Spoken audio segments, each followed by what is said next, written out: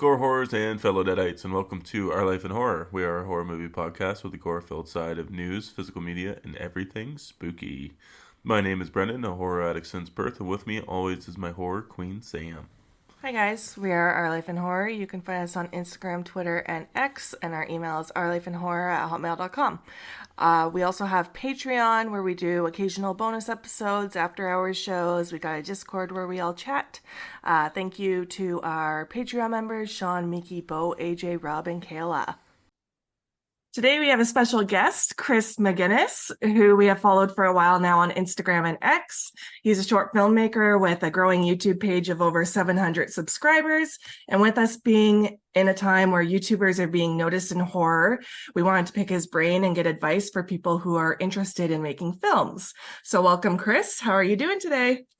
Good. How are you? Not bad, not bad. I know we just asked you that. Yeah, no, it's fine. I get it.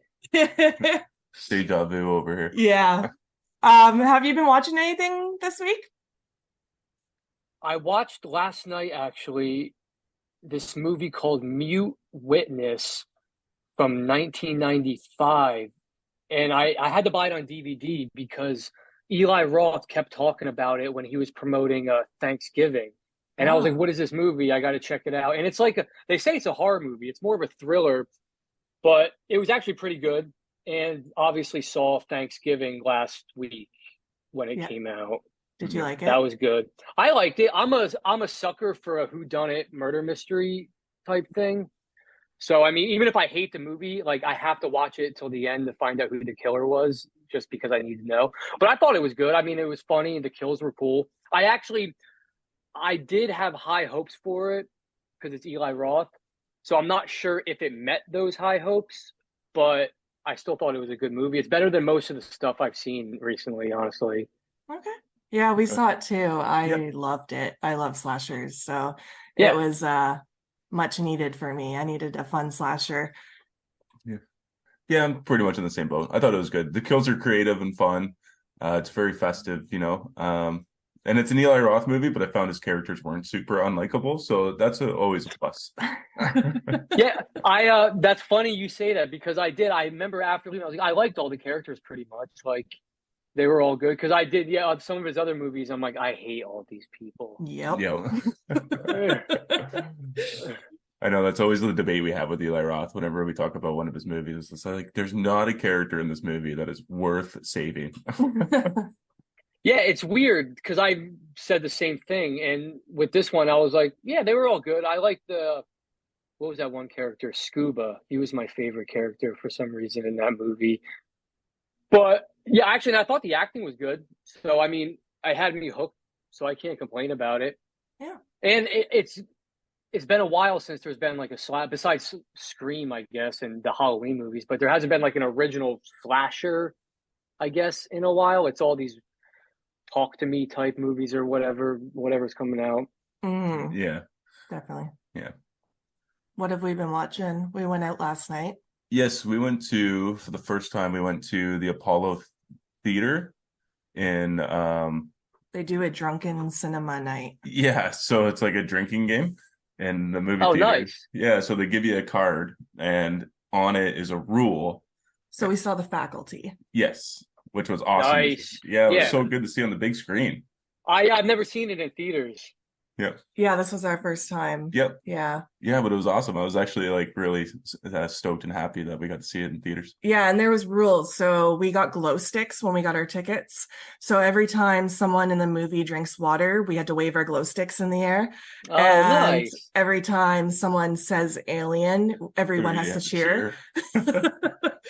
That's cool. See, I like that they do that kind of stuff now. Like more, it makes it fun and interactive. And I like that they bring old movies back into theaters to be able to see for the first time in theater that you didn't get to see when it came out. Mm-hmm. Yeah, that's what I like. This theater does that a lot, I guess.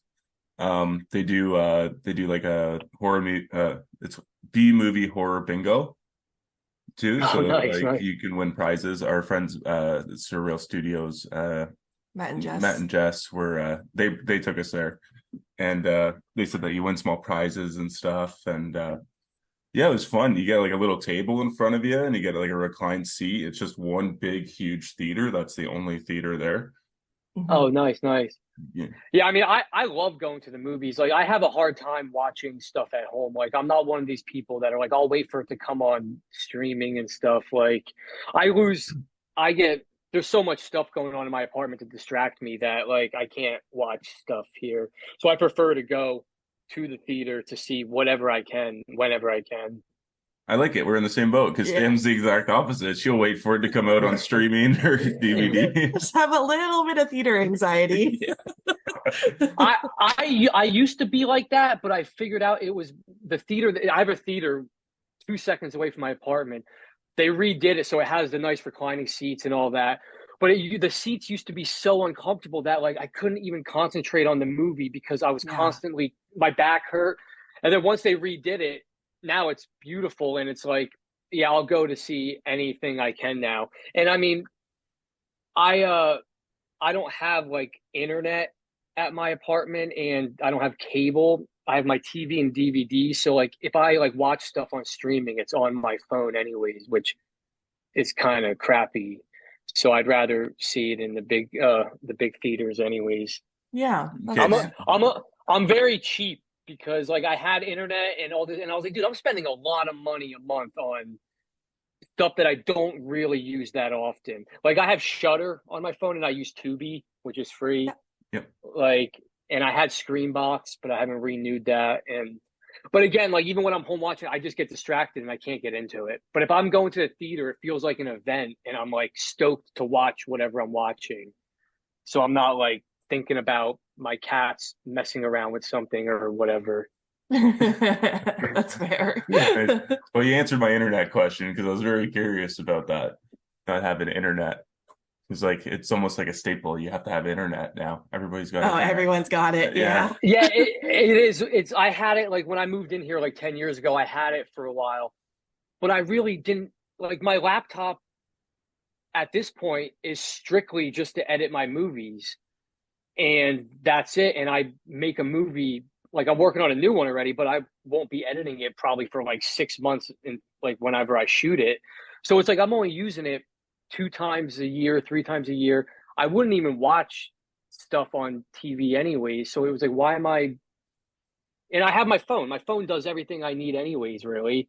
Yeah. So it's like, oh, like what? And if I do need to use the internet for something, like if I upload to YouTube, I just go to my parents' house or Panera Bread and use their internet.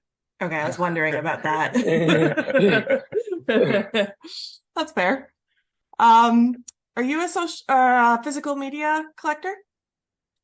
Man, I mean, I still am, but like in 2016, I was pretty broke. So I probably had like 1,400 DVDs, and it was just my whole entire wall.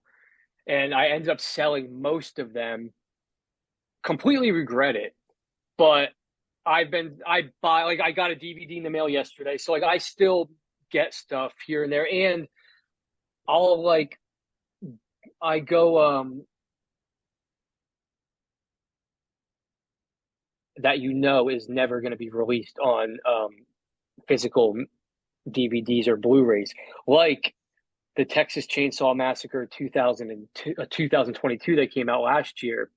So I go on the internet and I Google search, and you always find somebody that makes a bootleg version. So like I have a lot of bootleg versions of movies that like were on Netflix or Shutter that never got released on physical media. I usually buy those ones a lot. Okay. Okay. Well, what came in the mail for you? It was that movie Mute Witness. Oh, okay. Oh, right, yeah. But there's which one did I just? Oh, and I did get a bootleg version of the movie The Passenger that came out this year with Kyle Gallner.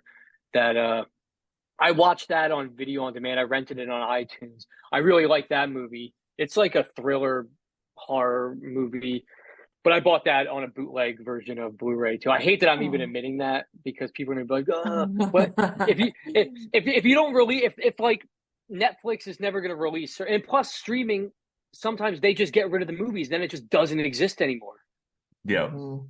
So it's like, well, I want it like to watch, so I'll buy a bootleg version. If they're not going to release it on physical media, I'll give some random person on the internet my money instead to get it. Yeah, Yeah. I was gonna do the same thing last year. I was talking to a bootlegger in the States because um we couldn't get Prey yet, and Hellraiser, the new one, and Barbarian hasn't come out yet on physical. Prey has since Barbarian then, but Barbarian hasn't yet. Barbarian is one I did find on a bootleg, and I didn't buy it yet, but I was just like, I actually forgot about it until you just said it there. That is one I need to get still too. Yeah, that's my gripe with streaming is that movies go on there and then they could literally disappear, and in some ways you can literally never see the movie ever again. Like Yep. Mhm. Yeah, it, Hush just got taken off of Netflix, and that's a Netflix original, I believe, and now it's just gone. Oh, yeah, that Yeah. sucks for the filmmakers and everybody involved. Because when I don't know how old you guys are, but like I'm 37, so I grew up going to the video store, and there's obviously movies I would rent that had been out already for 15, 20 years. So now how is anybody going to discover movies that came out 5 years ago if it's already gone off streaming? Like it's just a bummer, especially as somebody who makes movies. It's like if YouTube disappeared tomorrow, all my stuff would just be gone yeah. too. Yeah. So I've been thinking, I'm like, I need to make a website that has all my movies on it in case that ever happens. Or YouTube just decides to take them down for some reason. Because I used to have old videos on YouTube that they would just take off when they would change their copyright rules or just their laws and like what can be on YouTube and what can't be on YouTube. So there was a lot of stuff that used to be on there that not even horror stuff, just old crap. Like I used to do comedy videos and stuff that they took down that I don't even have the raw footage anymore. So it never existed. Yeah. Yeah. I guess that's one of my questions for later. Is that why Art House Loser is on a website now rather than on YouTube? Or is there I another can give you reason? the specific reason is because of the music I used in it, I knew it would get flagged for copyright Oh, okay. stuff. And I've been flagged for that before. So they could just mute the music on the movie so it's just silent in those parts, or you get a check mark strike. And I was like, because I used actual bands from New Jersey that like I grew up listening to back in the early 2000s, like early 2000s emo music. Um, and that movie, I was like, I need to use this music. Like there's no ifs, ands, or buts about it. I'm using this music because it just fits the vibe. But I was like, I'm not even taking the chance of putting it on YouTube and having it get taken down in a day or get it muted or whatever. So I was like, I'll just put it on its own website, which was awesome. And it made me, I don't really know how to do analytics on the website stuff. So I could see who went to the site daily, but I have no idea how many people actually watched the movie, which is great because it saves the disappointment of releasing something and after it's been out for a month, you're like, how many people watched it? 287 people watched it in the last month. Like that can hurt your feelings a little bit. So I don't really know how many people watched this movie. So I'm like, you know what? Maybe 1 million people watched it. I just like to think that in my head. Okay. Okay. That's fair. Yeah, that's actually a good idea. Because but that gave me the idea. Like this occurred to me the other day when I was like, I should just because I was going through my computer and I have all my movies saved on files, and I was like, I should just make a website like chrismagennis.com or whatever, and just put all my stuff on there and just release everything from now on that site too, and just skip YouTube altogether. Then you have because the problem with YouTube too is sometimes I have ideas where like you don't know what they're going to flag if it's too gory, bloody, like you can't have nudity. Not that there really would be nudity, but you don't know what they're going to flag you for. So you could work on this movie and then all of a sudden it's like, well, that's the main scene of the movie. I can't change it. So now what do you do? Then you'd have to put it on your own website anyway. So I think I'm just going to do that from here on out now because I mean, I don't make money off anything I do anyway. So it's not like, oh, I make money off YouTube and ads. I don't make anything. I spend all my money making these movies. And then, so it's not like, what's the difference if it's on my website or YouTube? Yeah, Yeah. that's fair. Yeah. Back to physical media. Did you collect anything this week? I did get a little horror haul this week. What did you get? I found a copy of The Last Voyage of the Demeter, Oh, yeah. which I paid full price for, which I didn't like, but it's fine. Uh, The Nun 2 also came out this week, so we got that one. Saw X Yes. we picked up. Still haven't seen it. I'm excited. Yeah, not yet. And then I got 2 DVDs, which was Till Death Do Us Part and It Lives Inside. All right. Nice little haul. Yeah, it was a good haul. I'm happy. Where do you go and buy your like DVD Blu-ray stuff, like Walmart and whatever? Or So I got a buddy that lives in town that gets one of the people that he knows his will give him a box. Well, they'll sell him a box of movies, and then he will sell them to me for cheaper prices.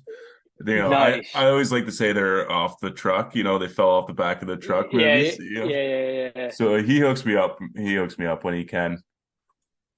Because that's what sucks nowadays too. Like I go to Walmart or Target and their selection is terrible because they barely have any movies, period. So it's like to go unless you're buying it on the internet. Like I used to go to a store a couple towns over that just sold all that stuff that's not even there anymore.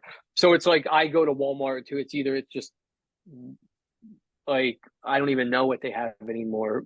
They still have like Scream 2022 out. Like it's Yeah. like they don't really have a good selection and stuff. So usually it's like Amazon for me or whatever.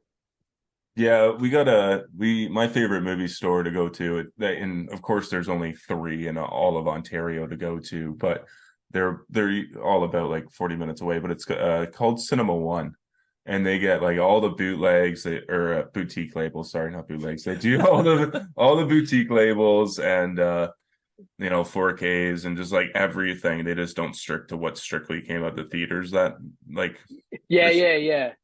so that's what I find Walmart pretty much is just you'll just get theater releases and that's it. But Yeah. but the problem with them is they're so overpriced. Like it's so expensive.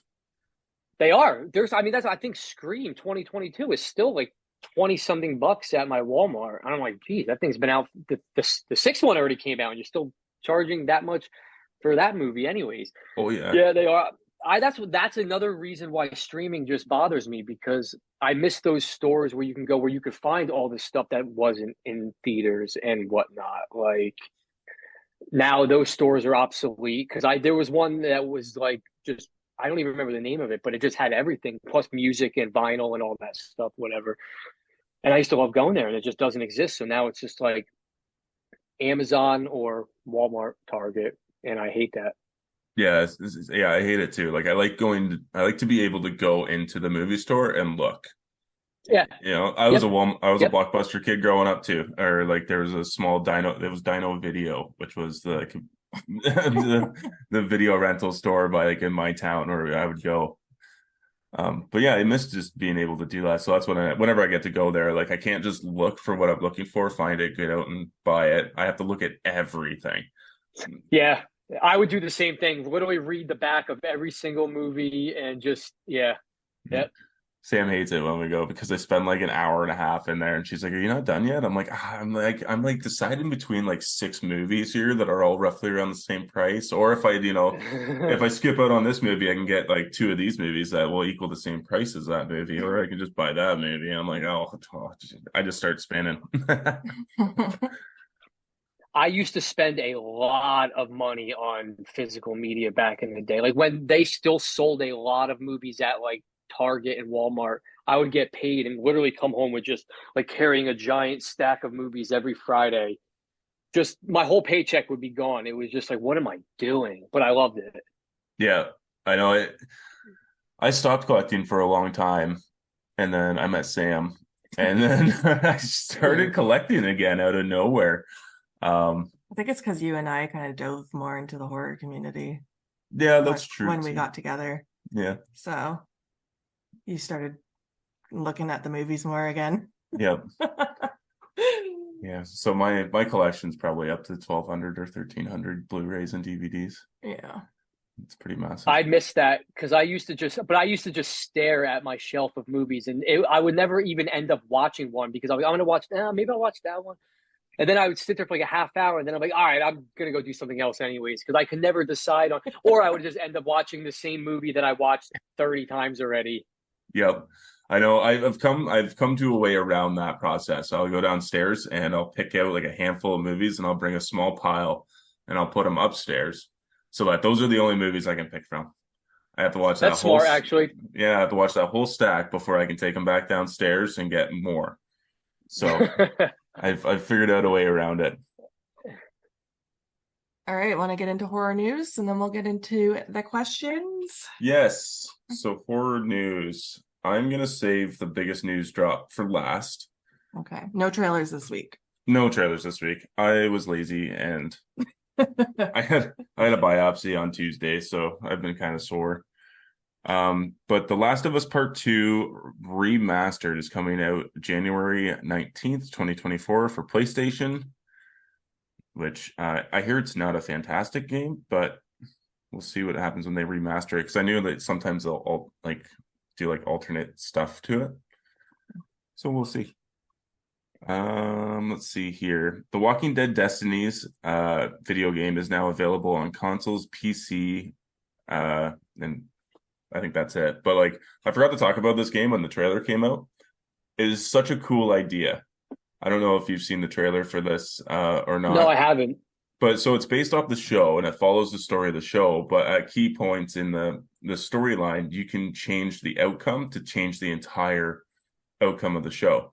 Oh, that's cool. Yeah. So instead of like Rick Grimes dying when him and Shane battle off, Shane lives instead of Rick Grimes.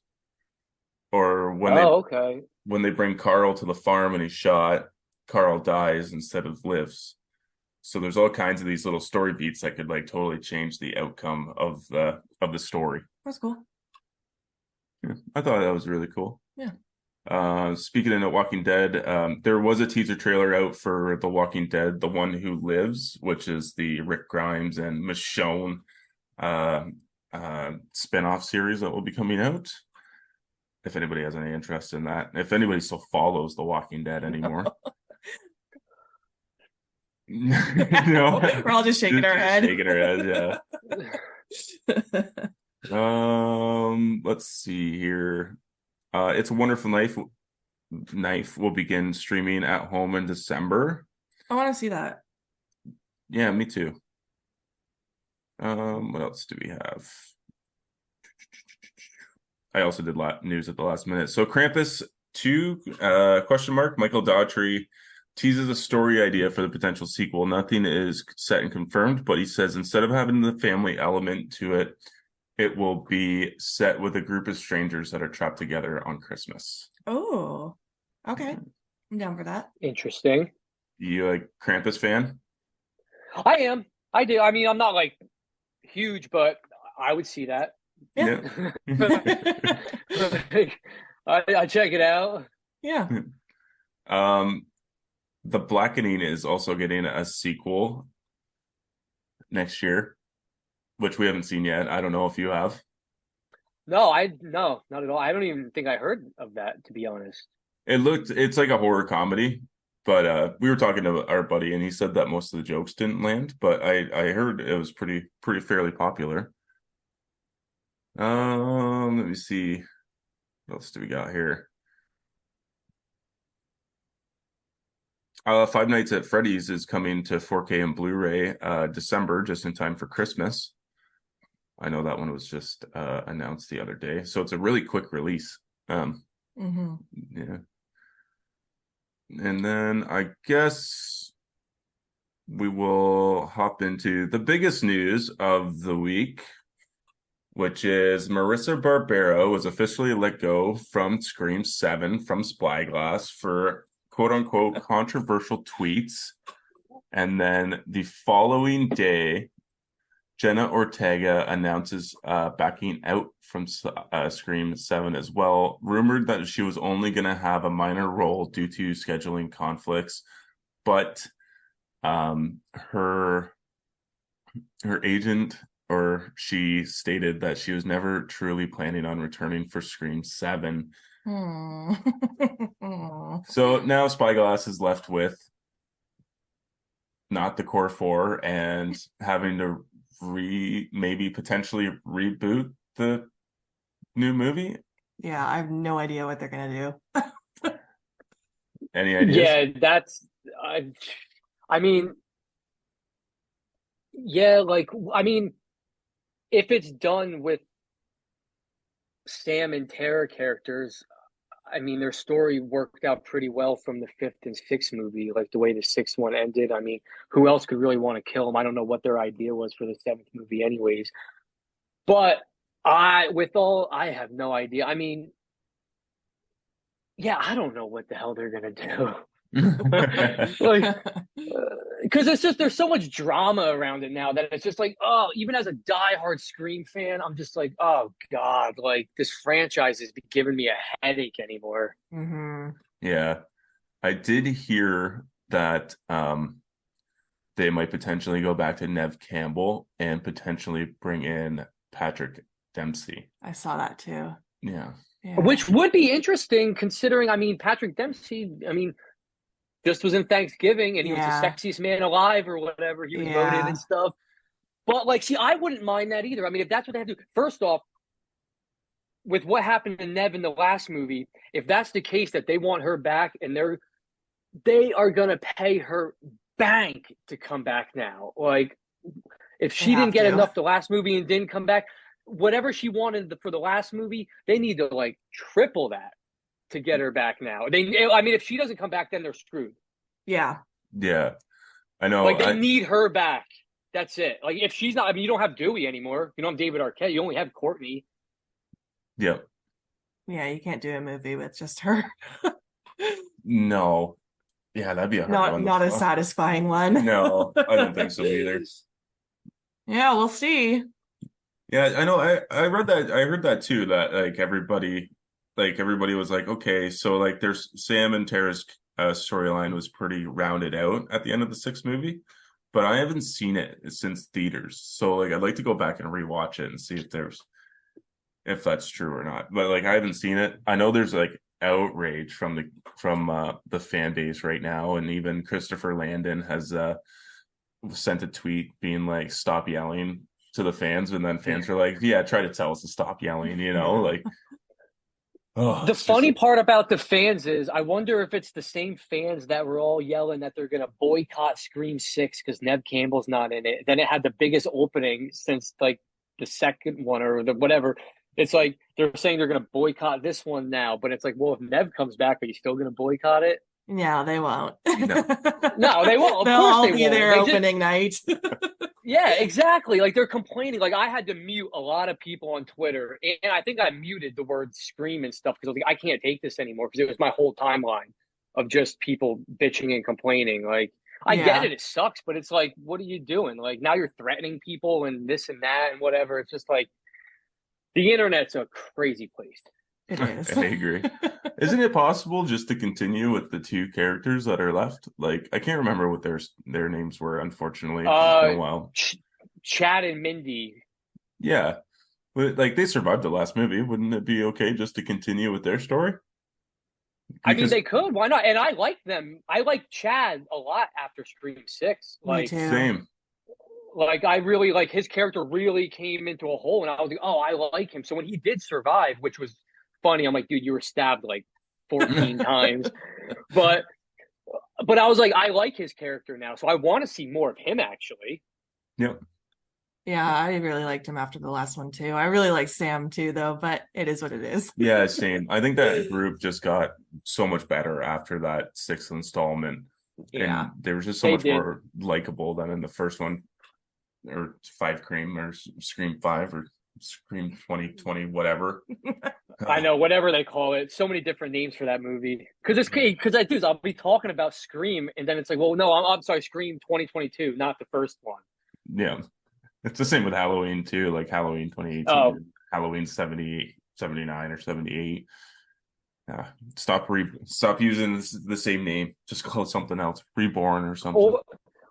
Or it's like, I mean, I love all those movies, but it's like, God, please, somebody just make something new and epic that we can get those instead of Halloween again. And I love Scream, but it's just like Thanksgiving was a nice fresh breath there because it was new and different. Like, it wasn't the same guy. Because I mean, I love Michael Myers, but the old ones, then Rob Zombie's movies, then these last three, like, it's like, how many Michael Myers movies like can you sit through anymore and do something interesting to it? Yeah, it's a lot. Yeah, I agree. I have a question about Thanksgiving. Did you get strong, I know what you did last summer vibes from it? Yeah, I Okay. did. What 100%. 100%. Okay. Because I just thought that I was just curious if anybody Yeah. else thought about it. Because that's all I was Yeah, thinking about halfway through the movie. I'm like, this is just, I know what you did last summer. it had those vibes 100% because I thought the same thing. Like, absolutely. Like, even like the setting being like, I mean, it takes place in Plymouth, Massachusetts, which is kind of like on the coast and stuff. Like, it Mhm. just gave me because it's weird because I was actually in Plymouth, Massachusetts, like 2 months ago with my girlfriend Beth because she lives near there. And then when this movie, I was like, oh yeah, I've been there, even though it was shot in Toronto, I think, Yeah. Yeah. Thanksgiving. But I don't know if they did a good job of recreating the Plymouth vibe. I'm ask somebody from Massachusetts that, and they'll give you their 2 cents. I don't think they did, to be honest. Okay. Okay. All right. That's all I got for news, though. All right, we're gonna do a quick would you rather to get to know you more, and then we're gonna get into the questions. Okay. Ignore the last would you rather because I didn't finish it. Okay. Unless you have someone to go up against him. Um, We'll see when we get there, okay? yeah, I'll think about it for a second. All right. Would you rather work with Rob Zombie or Eli Roth? Rob Zombie. Okay. That was quick. I Yeah. I he's my goat top tier. Like I loved his Halloween movies. I will die on that effing hill. I do not care. I think the second one's better than the first one he did because it's just so weird and out there. But I love the vibe of all his stuff, like the grunginess, the grimy, like 31, the beginning of 31, I think is so epic and just the way it looks. But yeah, Rob, I love Eli Roth though. But Yeah. I would, yeah, Rob Zombie all the way. I'm a big Rob Zombie fan, and watching your stuff, I was really digging it because I felt those vibes almost when I was watching it. So, yeah. Thank you, because I've heard that before, and I'm like, cool, because it's like I guess it's a subconscious thing. Because I do like I am such a nerd that like I'll always like watch his movies and I listen to the like the DVD audio commentary Mhm. like over and over, like the same movies. I'll just watch of his and listen. Like I watch if there's a director I like Rob Zombie, like I have to watch every single interview he has ever done in his entire life that's on YouTube or on a podcast. Same with Eli Roth. I watched every interview he did for Thanksgiving press on YouTube. Like just I'm just a weirdo like that. Like if it's a director I like, I'm like, I need to watch everything they've ever said about anything they've done. That's awesome. So I guess it might bleed into me subconsciously when I'm making my own stuff that I'm doing something that they might do. But I Yeah, appreciate that. Thank you. the burning of Warren County gave me major Lords of Salem vibes with the music and stuff. That's funny you say that because I didn't even think of that till after I made the movie and was watching it like after I released it. I went back and watched it and I was like, yeah, this is like this weird like it's got that Lords of like it's very like yeah, I don't know. I agree with you though. I don't know how to Okay, I love it. I don't know how to articulate it, but yeah, I agree. Okay, cool. Glad we're on the same page. Do you want to read the next one? Yeah. Never be able to listen to music again or never watch horror movies again. Oh, that's a fucking hard one. Yeah, I was Jesus. gonna say that might be the hardest question in the entire world because I love horror movies. I love movies in general, horror movies too, though, obviously. But man, music, some of the stuff I've written in my movies and some of the way like music inspires and it can just trigger my brain and then I start writing this stuff. So that's man, honestly, I would actually have to say I would pick listening to music and never watch horror movies again, honestly. Okay, Okay. interesting. All I right. know it is a tough one. I don't Yeah. even know what I would say. Um, oh, this is a simple one. Would you rather dress up for Halloween as something funny or scary?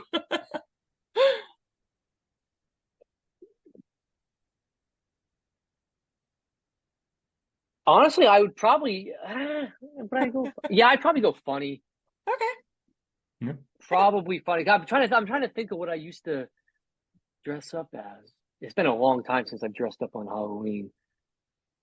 No, but yeah, I don't even know. But yeah, I would go funny because I feel like more people would go scary anyways. And probably if I tried to be scary, it would probably be more funny anyways than scary. Okay. Last one. Would you rather make an action movie or a drama? Oh, interesting. That's a good question too. Yeah.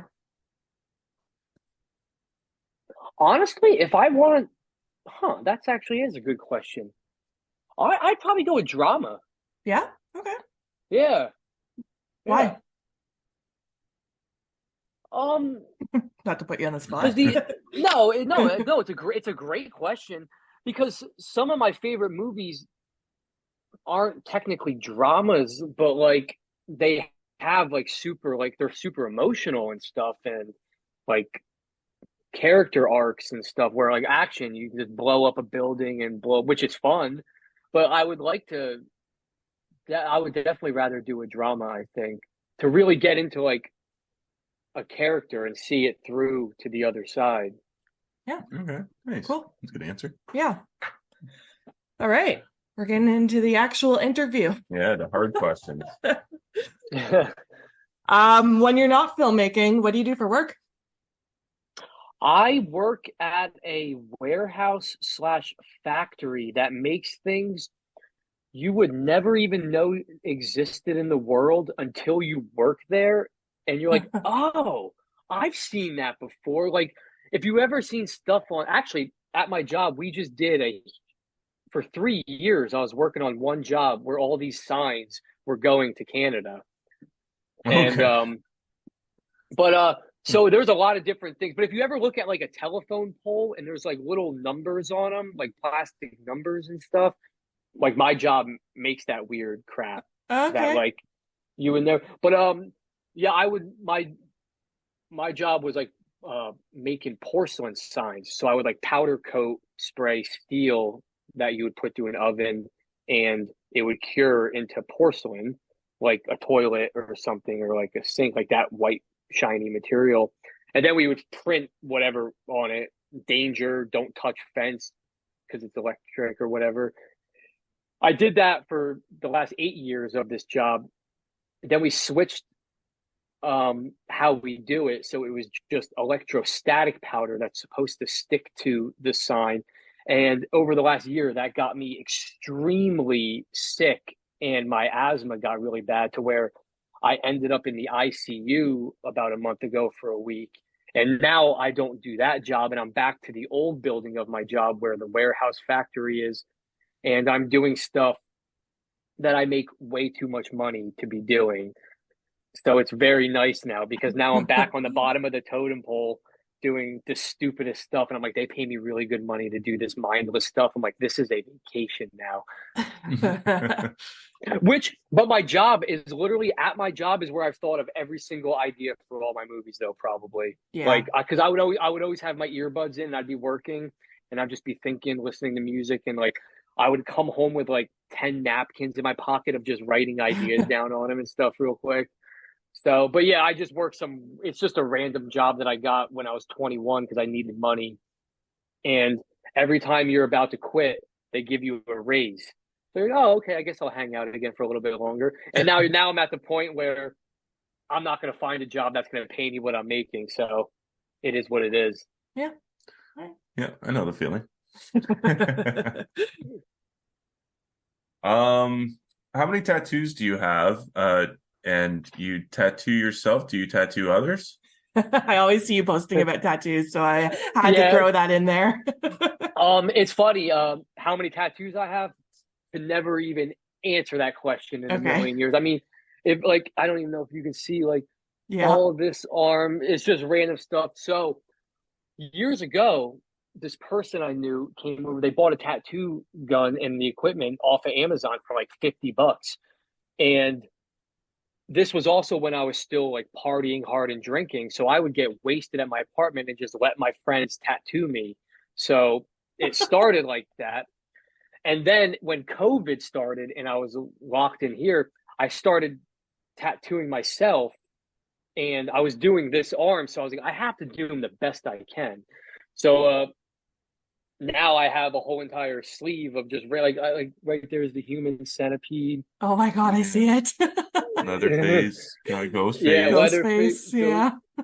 It says more brains for Return of the Living Dead, but now there's just random stuff. I just did my legs recently, like covered my legs now with random. I did like the Universal monsters, like faces and stuff. Um, I have. I don't think I've ever tattooed somebody else though, because I'm always like, no way, I am not screwing up your body with like because like my body, I'll do them and I'm like, I'll completely like like oops, yeah, well, like whatever, just keep going, like. And my arm, I did the bottom half, and then I was like, well, maybe I'll get a real tattoo up here. And I was like, if I get a real tattoo up here compared to what I did down here, these will look extra shitty. So I have to just do my whole entire arm. And now I'm at the point where I'm just like, I do like my chest, I have random stuff, my legs. When I was in the hospital, they flipped me over to check and they saw my ass and they're like, does this say let's get weird on your ass? I'm like, yes, it does. That's hilarious. But yeah, I'm always thinking of like, if I could tattoo this arm, I would. I'm not left-handed, so it's really hard to like do it with I don't want to make it look that bad. Yeah. So anything I can do with my right hand is where I go. That's fun. So where are you from and what age did you start filmmaking? I feel like we know you're from New Jersey, right? I am from New Jersey. Yeah. I'm from Hackettstown, New Jersey, born and raised in Hackettstown, which is home of M&Ms, M&M Mars, the candy. So if you ever buy a bag of M&Ms, look on the back of it, and it should say Hackettstown, New Jersey on it. Okay.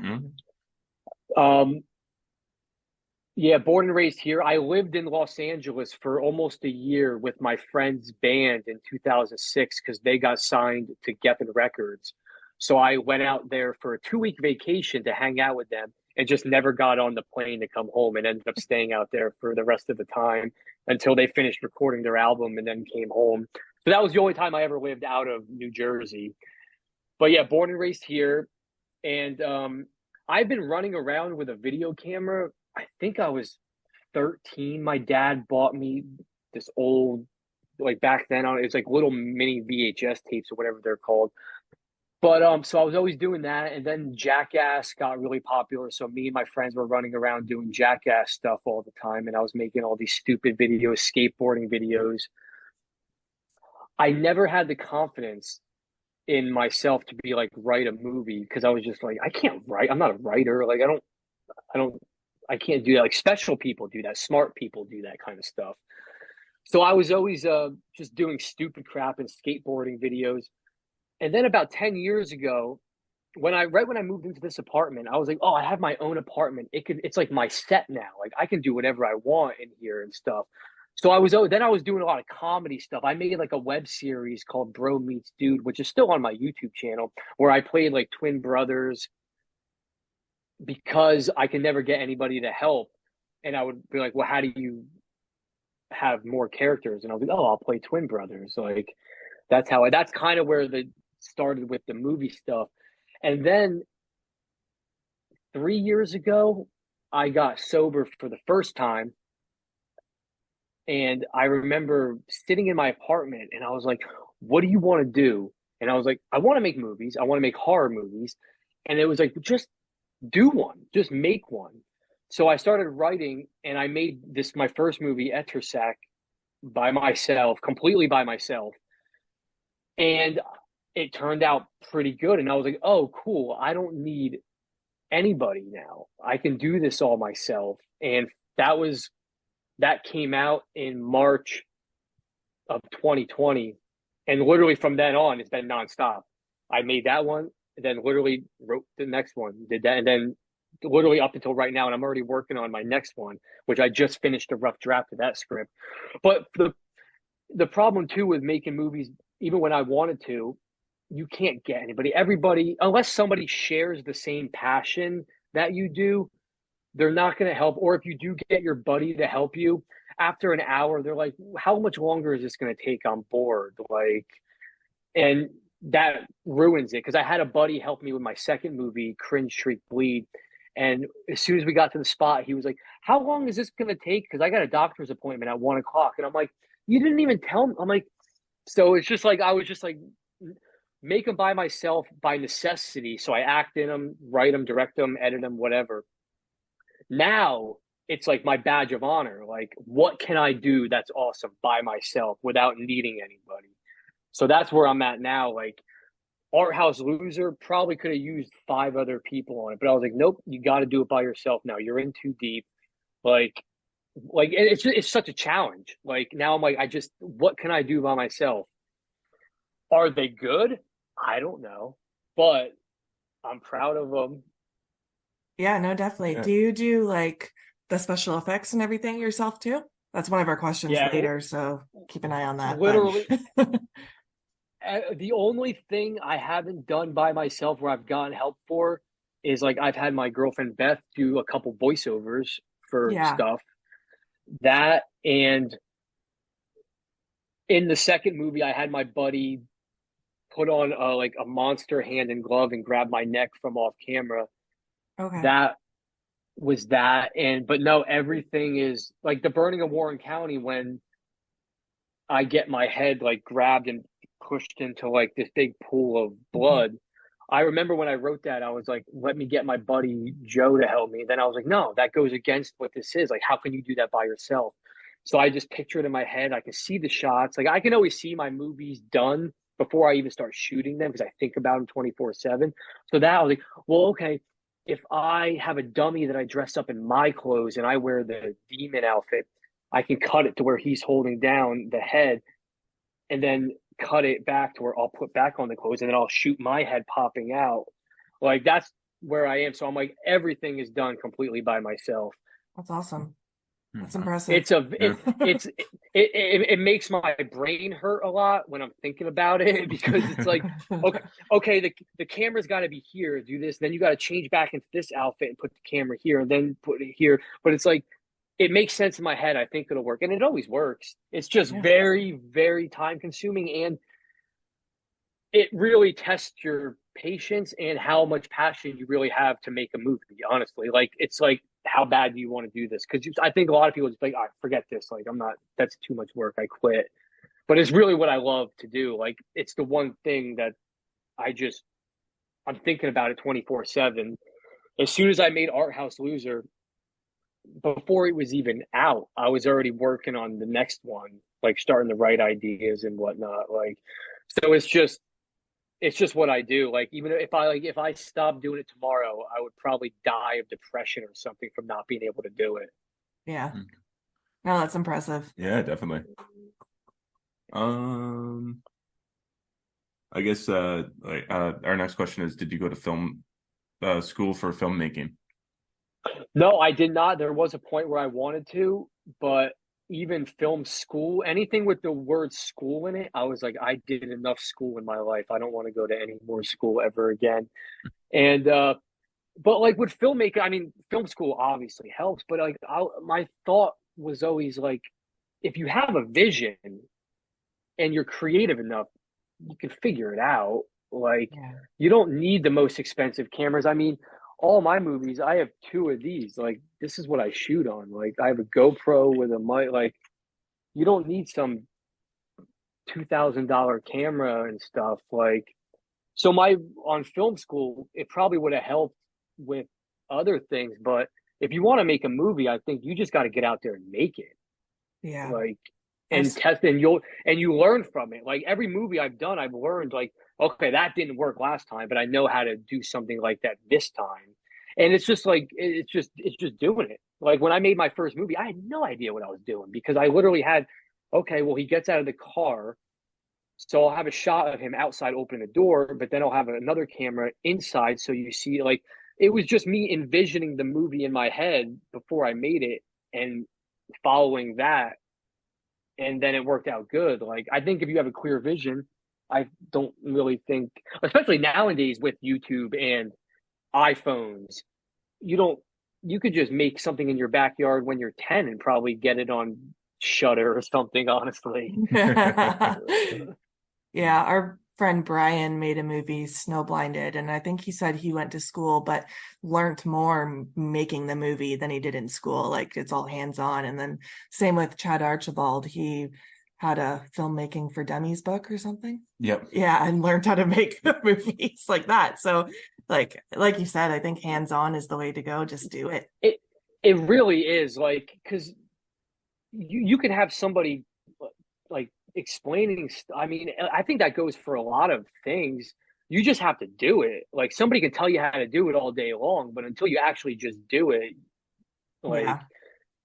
it's like you just got to figure it out and learn from your mistakes. And it's fun too, like when you don't really know what you're doing, because it's like there's no expectations or whatever. You're just making a movie. It's supposed to be fun. Like Yeah. it shouldn't be stressful or anything. It does get stressful. Art House Loser was the first time where I literally sat on the ground because something I had planned didn't work the way I wanted it. And I remember just sitting on the ground, like having blood on me, and I literally was almost crying because I was just like, I can't do this anymore. I'm like, this is too stressful. It was like 95 degrees out. It was so humid. That was the first time I literally almost had like a mental breakdown from making a movie. And then I was just take a breath and continue, and made it. But something's always going to go wrong too. You have to, even if you go to school, I don't care what anybody tells you, no matter what you have planned in your head, there's always going to be something that doesn't work out the way you thought it was. And you have to like zag when you were going to zig and figure it out. Yeah. But again, that goes with the hands-on thing. That's the only way you're going to learn about that. Like, Exactly. stuff's going to happen, and you just got to figure out how to. And when you do figure it out and then you watch it back and it worked, you're like, oh, I did that. Like, and it works. Like, cool. Like, awesome. Yeah, definitely. Yeah. What were you like in high school? Were you a movie buff back then? God, I was a nerd for the first 2 years of high school. I still do have anxiety, but like back then, like my social anxiety was so crippling that like I wouldn't even talk to people. Like I would just, and if I went to lunch, if I was late to lunch and everybody was already in the lunchroom sitting down and starting to eat and stuff, I wouldn't walk in because I'd be so scared everybody would look at me. I would just go hang out in the bathroom for all of lunch until it was over. But movie. Oh, back then, yeah, because I think then we still had the one. Yeah, because we still had like Blockbuster and stuff. So like every Friday, or actually every day of the week, I was probably renting stuff and watching them. And but in high school, then I was making. That's when I had my video camera, and I was making a lot of stupid videos with my buddies. And I would stand by junior year. I had come out of my shell. So I would be in the hallway handing out VHS tapes of all the stupid crap I filmed with my buddies and just giving them to people to watch. Like, but, and then by like, yeah, junior, senior year in high school, I wasn't popular. I wasn't a nerd or whatever, but I was literally just cool with everybody. Like, whether it was the football players or the skaters or the goth kids, like any class I had with them, it was just all whatever. Like there wasn't really a click for me. I kind of just floated around and was cool with everybody. Yeah. Nice. Awesome. You smiling at me because of the social anxiety? No. I have crippling social anxiety as well. Yeah, I'm in therapy. I can't believe how bad it used to be. Like, and then like if you had to do a project in school and go in front of the class, that would haunt me until like no sleep days before it. And then I would be like, I'm going to go first and get it over with. And I physically couldn't raise my hand to say I'd go first. And it would just be me going last, like always. And then shaking while reading the paper and stuff. Oh, God, I hate it. Like, me too. I used to have to take Ativan just to get up in front of the class in college. It sucked. I probably should have. And that was at the time, like, where like I didn't even know what anxiety was back then. So like what I felt, I didn't know what it was. Like, and it was just this crippling stuff. So I probably could have used a few things to help me out back then too, because it was bad. It was. I remember I went to go get a job. I was looking for a job. I was like 17, and I pulled into the place and parked, and I couldn't get myself to get out of the car to walk inside to apply because it was just I couldn't do it. Like. Yeah, Just I've wild stuff. Literally been there too. Yeah. The high school version of me would be proud of me right Yeah, definitely. now. Um, do you want to tell us about the brand New Jersey Horror? Yeah, how'd you come up with the name Yeah, and everything? it's funny. I'm glad you brought that up. I'm actually wearing new sweatpants I just made that say New Jersey Horror on them. Nice. Um, I was, I think it was an article that was written from somebody at Bloody Disgusting. I want to say, I think it was them, but the headline was, "Is New Jersey the unofficial capital of horror?" And I don't even know if I read the article. I just read that headline because I live right here. Like I live 25 minutes from where they shot the original Friday the 13th and Mother's Day. And then you obviously have like Haddonfield and Halloween. Deborah Hill, the producer, was from Haddonfield, New Jersey. That's where like that name came from. You have Child's Play and Chucky. They go and there it's like in Hackensack, New Jersey. So there's a lot of New Jersey stuff in horror. So when I read that article, I remember I guess I was being cocky and my ego kind of took over where I was like, I'm gonna be the one that puts New Jersey as the official capital of horror. So that's where New Jersey horror started for me. So when you see my stuff, New Jersey horror comes into mind. And now it has just become my thing of New Jersey horror. That's what I brand everything as. I should just make a website that says New Jersey horror and make that where all my movies are. But that's where it started, was reading an article about somebody saying, is New Jersey horror the unofficial capital of horror? Or is New Jersey the unofficial capital of horror? And I was like, I'll be the person that makes it the capital of horror. I love that. Nice. That's actually really smart. Yeah, because it triggered me because I was like, oh yeah, New Jersey has a lot of influence in horror when it comes to different movies and whatever. And it was just like, I don't see anybody. I mean, New Jersey is obviously a small state, but I don't see anybody else repping their state like, oh, I'm making Pennsylvania horror or Massachusetts horror. Like it's like I'll make New Jersey horror. So when you see that, you know it's me. Yeah. Or at least that's the goal. At least I don't know if it's successful or working yet, but that's the goal. Oh, I like that. What's your favorite subgenre of horror to watch, and what genres do you like outside of horror? Probably found footage. I have a like found footage Okay. is like I I rarely don't like a found footage movie because you have to be creative when making a found footage movie because it's pretty simple by itself, unless it really is just a shitty found footage movie, which I have seen some of those. But I think you have to be pretty creative to make a good found footage. Well, like I don't know if you guys like ever saw the Hell House LLC movies. Yeah, Yep. we saw the first two. Like, yeah, like I love the first one so much. That's Me actually too. only like 40. That the Hell House Hotel is only like 45 minutes from where I live. I went there last year and checked it out. Um, but found footage is probably my favorite subgenre because I am a sucker for them.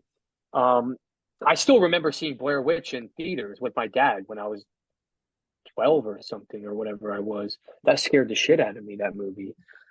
Um, uh, what was the other part? Oh, my favorite besides horror. There was a long time where I wanted to make comedy. Like I mean, obviously back in the day, like all of like Seth Rogen's movies were pretty epic and stuff. Um, the TV show, I don't know if you ever saw it, Workaholics.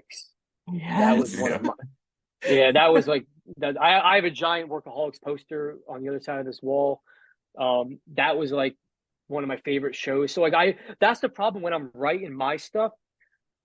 I joke with myself sometimes. I'm like, what are you making like a Deadpool movie? Because I'm writing so much comedy into it. And I'm like, it's a horror movie, Chris. Like, stop with the comedy because I love comedy. But also, I don't know if you ever saw the movie, it has Matthew Lillard in it, SLC Punk. No, No, I haven't. no. It came out in like 1999. It's got Devin Sawa in it. It's about punk kids in Salt Lake City, Utah in 1985.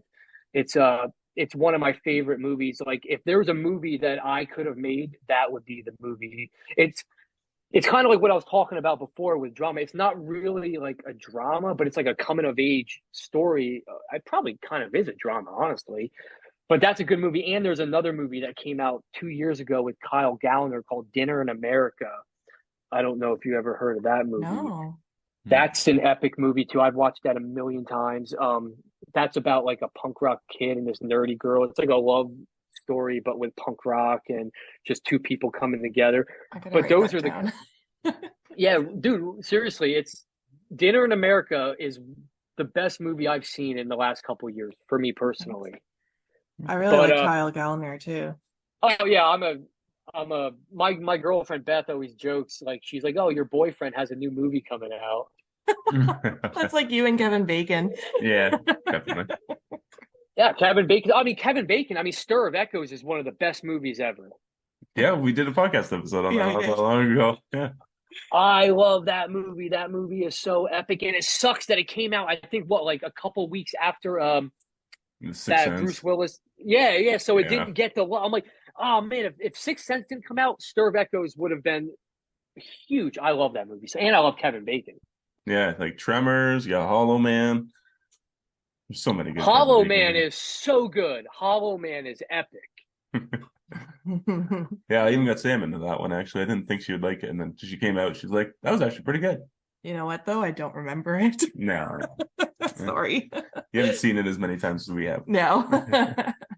That's true. I used to, there's certain movies that I would, and Hollow Man was one of them where I would watch over and over, especially back in the day when I lived with my parents when I was really young. Like, once HBO had a movie on, they would just play it like all the time, like 3 times a day or something. So, oh, Hollow Man's on again. I guess I'm watching it. Yep. Yeah, I know the feeling. I think I saw Jet Li's The One like at least 30 times when it was released on cable or whatever. Yeah. Let me see. It's my turn for a question. What are some of your favorite horror movies, and what movies inspire you the most? Ooh, that second part's a good question. I'll get to that. Favorite horror movies. Okay, I can give you specific little things about my life. When my dad started taking me to rent movies, it was at this place called JMV Rentals, and it was 3 movies, 3 days, $3. So $3, you get 3 movies from Friday to Sunday. And I still remember going in there and seeing the VHS box cover of Tom Savini's Night of the Living Dead, the 1990 colored version that he made. That's one of my favorite movies of all time because that was my first love with zombie movies. And then after seeing that movie, I went and watched Return of the Living Dead. And that blew my mind because I was like, why do these characters look so cool? I didn't know what punk rock was, but I was like, I love the way they dressed. The music was epic. And that's why I have more brains tattooed on me for Return of the Living Dead. Actually, and I have on my hand, it says in green 2,4,5 trioxin. That's the chemical that turned the zombies alive in that movie. But the zombie movies are my first love. And then obviously Friday the 13th, because it was filmed so close to home that it was like this thing, like Friday the 13th, Jason. So zombie movies were like the epic first thing I loved. And then all horror was open because you would go to the video store and be like, what's this? Texas Chainsaw Massacre, or Nightmare on Elm Street, whatever. But this doesn't sound as cool now because everybody loves the movie pretty much. But when Scream came out in 1996, my whole entire life changed. Okay. Like I just turned 11 years old when Scream came out like 2 weeks later. So I didn't see it in theater. My friend's mom rented it. I watched it there. It completely and utterly blew my mind. There was literally my life before Scream and after Scream. Like everything changed. And I remember what it was like when only Scream existed and there wasn't Scream 2, Scream 3, Scream 4, Scream 5, Scream 6. Like it was just Scream. I rented that movie so much that my dad got so mad at me that they finally bought me the VHS and bought me this little tiny TV with a built-in VCR on it. So for the summer of 97, I would sit and somehow I found the Ghostface costume at a mall. My mom bought it for me. So I would sit in the Ghostface costume in over and over and over and over. And that movie just changed my life. And then Scream 2 came out in theaters on my birthday. So that was like the most epic thing ever for a about to be 12-year-old. Like Scream 2 is coming out on my birthday. Like this franchise is the best. Um, but Scream, the original Scream, none of the other sequels. I love them all. I love them all, especially the second one. But they can't hold a candle to the original one because I probably because I just watched it literally all day, every day for so long until the second one came out. Then I'd watch the first one, and the second one over and over and over again. But that was like, though, that movie literally, I mean, there's a reason why it's still talked about 25, 26 years later. They're still making sequels to it 26 years later. Like, it was just so good, the first one, that it just, everything about it was like lightning in a bottle. I mean, you couldn't have casted that movie better. Matthew Lillard, Kevin Williamson said that the Stu character was the most underwritten character that he wrote for the movie. Like, it was kind of not, and he's like, Matthew Lillard took it to a whole new level that he's a lot of people's favorite character from that movie or from that franchise now. For being one of the most underwritten characters to being one of the most legendary characters of the franchise tells you how good the casting was of that movie. And I mean, obviously, Skeet Ulrich is just a beautiful man that, like, he's still good looking to this day, and it bothers me how good looking he is at his age. But yeah, Scream. I don't even know what I was going on with about there. But Scream, literally, like I said, there was life before Scream and after Scream. And obviously, I mean, the late '90s, though, once Scream came out and people started making Scream-like movies, then you have like the movies like The Faculty. I love that movie. That movie is great. Yeah. I Know What You Did Last Summer and stuff. I'm trying to think of like Idle Hands with Devon Sawa. That movie's classic. Yeah. So those late '90s movies too were just all pretty epic. Oh, I wasn't a fan of Idle Hands. It wasn't exactly what I thought it was going to be. I didn't love Idle Hands either, but I do like a lot of '90s horror movies. Yeah. I love the whodunits. Yeah, exactly. The whodunits are so good. Mm-hmm. And plus, I just watched it. I didn't bring this up before. I forgot because I watched it last week on Tubi. It's from like 1980 something, but it's called like Happy Birthday to Me. And I forgot the 80s movies really do just have this vibe to them that, like, even if the movie isn't even that good, the vibe of them are just, movies don't seem to have like this vibe like they used to have. Like, I don't know, that's just me, because also I think everything is too pretty. Everything's shot with like a great camera. Everything's so crisp and clear. Like, I don't know, it's like it's old. I don't know, it's just, there's a vibe missing for me in today's movies that were there in the 80s especially. Yeah, I've never seen Happy Birthday to Me, but we have it downstairs. We saw it. Oh, do we? Oh yeah. I haven't seen it either. Yeah, I saw you post it. That was my first time watching it, and I was like, oh yeah, the ending is like, what the hell is going on right now? Yeah. In The Burning of Warren County, there's a scene at the end with a burnt down building. Do you ever get inspired to write scripts based on locations you come across, or do you always have an idea for a story first and then seek out locations? That's a great question. When I first started writing, I would kind of just write and then look for locations. And I learned, for doing it by yourself and in my town, that's kind of hard. So now everything I do, I forget when I started doing it. I think probably after the first movie I made. So the second one, it's all writing based off of locations I know I can use. So like, I have my apartment, which I've used enough. So it's like, I can't really use that anymore, which I'm going to use again in the next movie. So I already going against what I'm saying. But then it's like, you have my parents' house, you have the main floor of my parents' house and maybe the basement. So that was in Willow Grove. But I'm like, okay, I haven't used the attic yet. Boom, Burning of Warren County, can use my parents' attic for that movie. Then there's all the woods around me. Art House Loser, The Burning of Warren Counties. And it's funny, Art House Loser, the spot where there's the character with the skull and the umbrella, is the exact same spot in the burning of Warren County where the pool of blood is in the ground. But you Okay. would never know because one's winter and one's summer.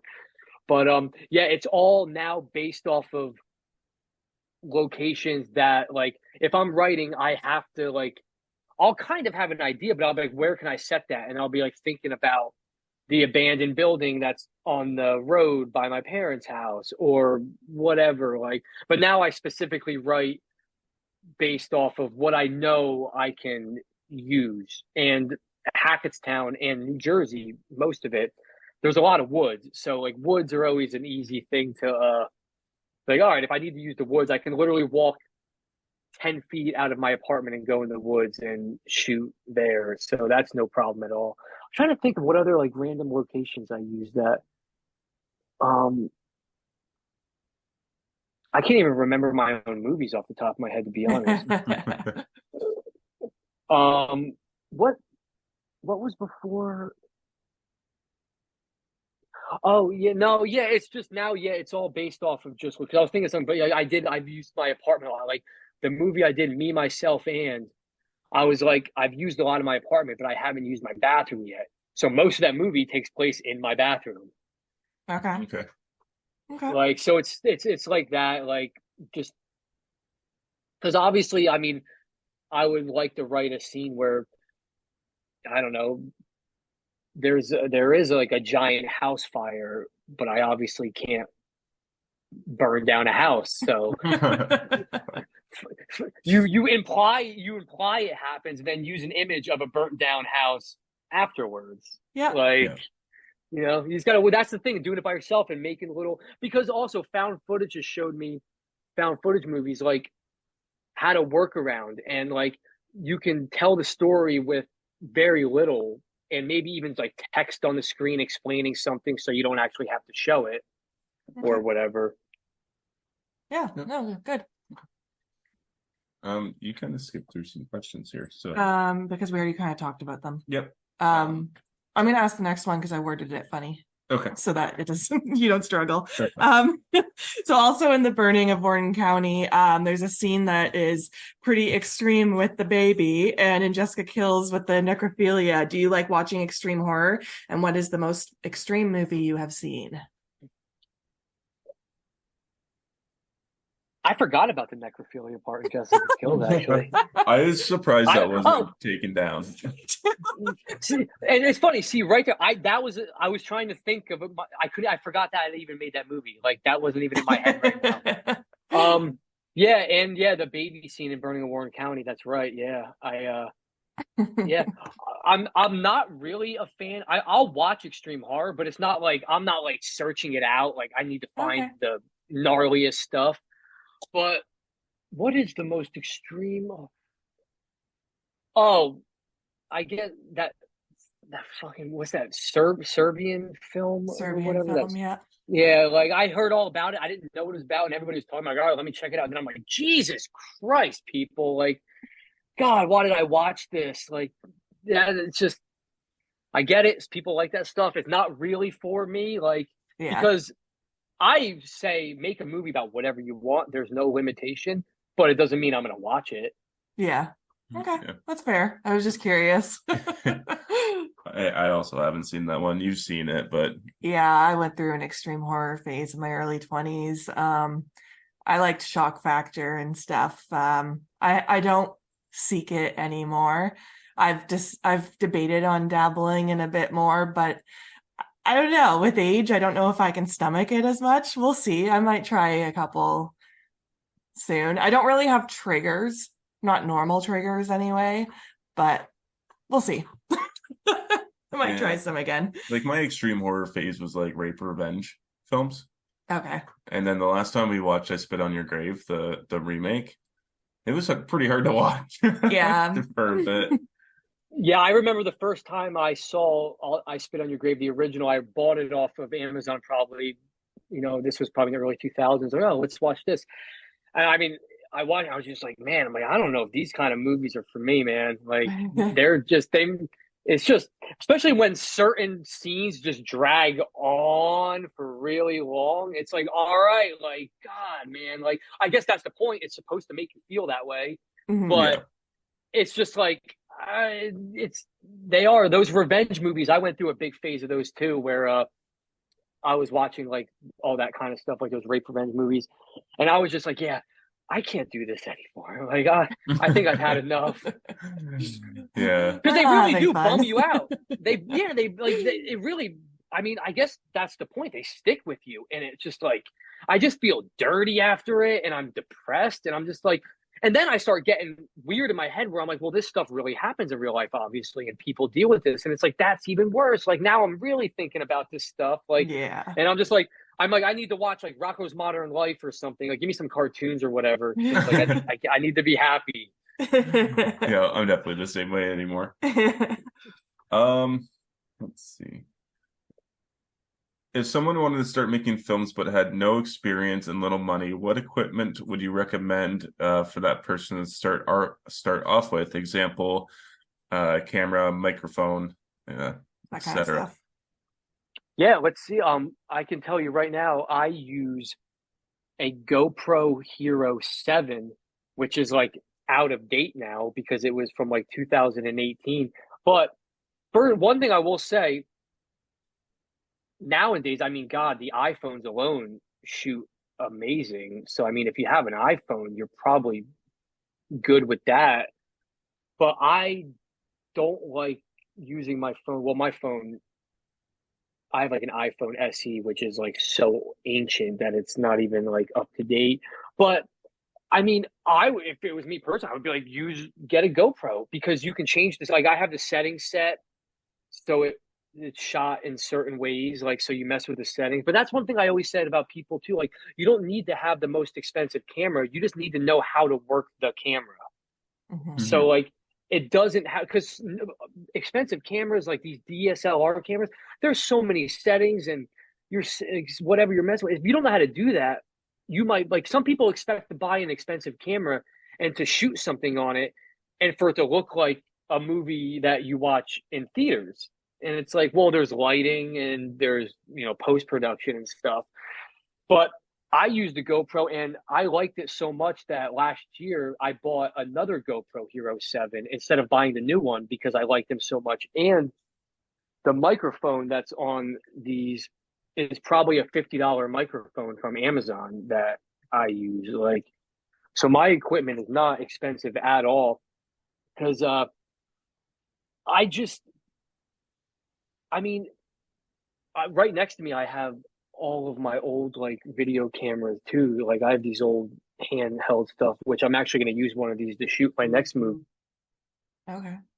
Make a. I mean, I'm all about the vibe of a movie, so like I don't even want it to look crystal clear. So, like the Art House Loser, I specifically edited it with these effects to make it look like it was like a VHS or like old school VHS. That's why it looks the way it looks. It originally looked super crisp and clear and beautiful. And I was like, that's not what I want. That ruins the whole movie for me. So I had to like dirty it down. But yeah, if you're starting to make a movie, if you have a phone, you're golden. Or get a GoPro. I'm trying to think of what else. Or just get a little handy cam. Like it doesn't have to be. It doesn't have to look like it. I don't know. I mean, everybody's preferences are different. Like if you're going for something, I mean, but you can also buy a really, really, really good camera for like $700 or something. So if you have some money to spend, you can probably get a really good camera. Like I think there's this one my friend who shoots stuff was trying to sell me on. It's like $1,000, but it's like just this little tiny camera, and it does shoot amazing quality. But I was like, I don't need that. Like I got my GoPros. Like I'm good. Yeah. That's fair. Now, do you like tripod? Do you get a tripod? Do you have like a little dolly or steady? I this is Yeah. I have a there's like a dolly. It's like it literally the tripod fits onto the three-wheel dolly. So the dolly looks like the bottom of a tripod. It's got three holes with three wheels and one wheel in the middle. So the tripod can sit perfectly on it. So you can like do all that and stuff. But the problem the one thing I don't like about my movies is I sometimes envision scenes where the camera's like really moving around and it looks epic. I can't do that by myself. So everything's always Yeah. shot on a tripod. So there's cuts and stuff. But yeah, I have um, these light tripods that go up to 9 feet that I'll put my camera on that. So like if you ever see shots in my movies that look like they're from really high up, that's what that is. Or, but also I will say this about the GoPro too. I just thought of this. You reminded me because of the burning of Warren County.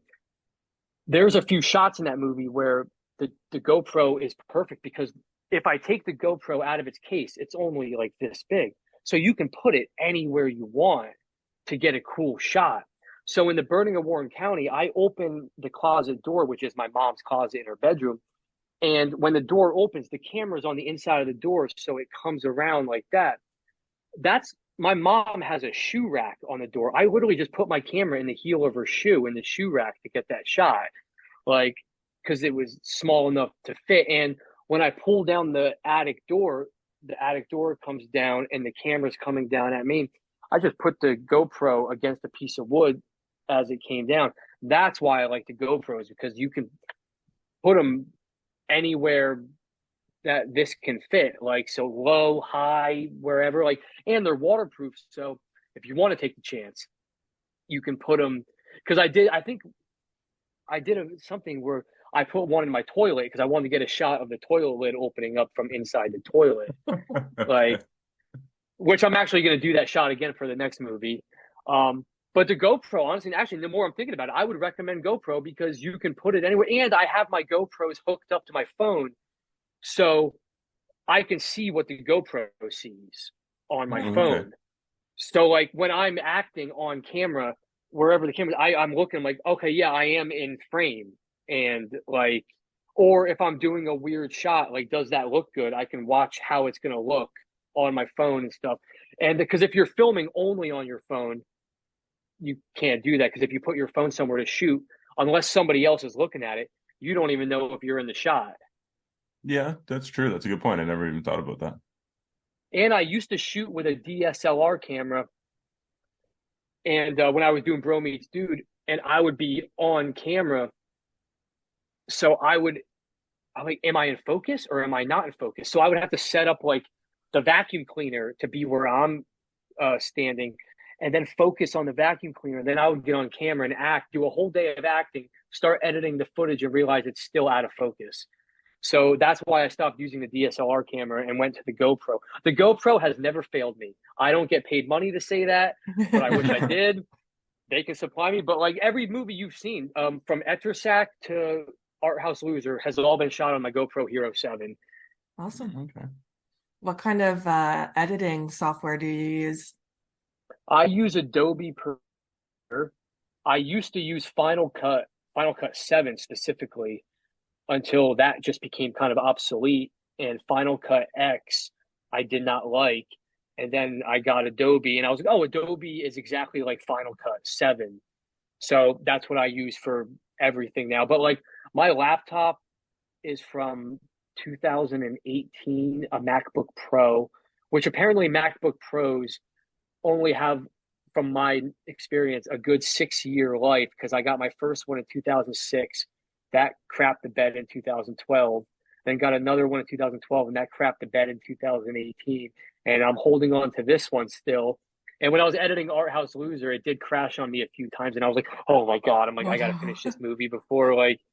But so yeah, so Adobe Premiere, which is an out of date version too, because I tried to edit somebody else's footage for they wanted me to do, and they brought it over on a little thumb drive, and I plugged it in, and my Adobe Premiere was so out of date that it couldn't use their Adobe Premiere footage. But also, it's just you don't need the most expensive. I probably have to get a new laptop soon because I don't trust it. But you don't need the most expensive. I don't use After Effects or anything like that. It's just Adobe Premiere. I don't use the After Effects program or Photoshop program or none of that stuff. Whatever I can shoot on the GoPro and edit on Adobe Premiere with whatever little effects and cool stuff they have, that's what I work with. Sometimes I feel like if you have too many options of effects and plugins and stuff, you kind of lose your creativity a little bit. that like it's like here's a GoPro and here's a microphone and here's a pen and paper and here's you. Make a movie. You really have to be creative with that, and that's what I do, and that's the fun in it. Yeah, awesome. We'll skip the next one because we've already asked it.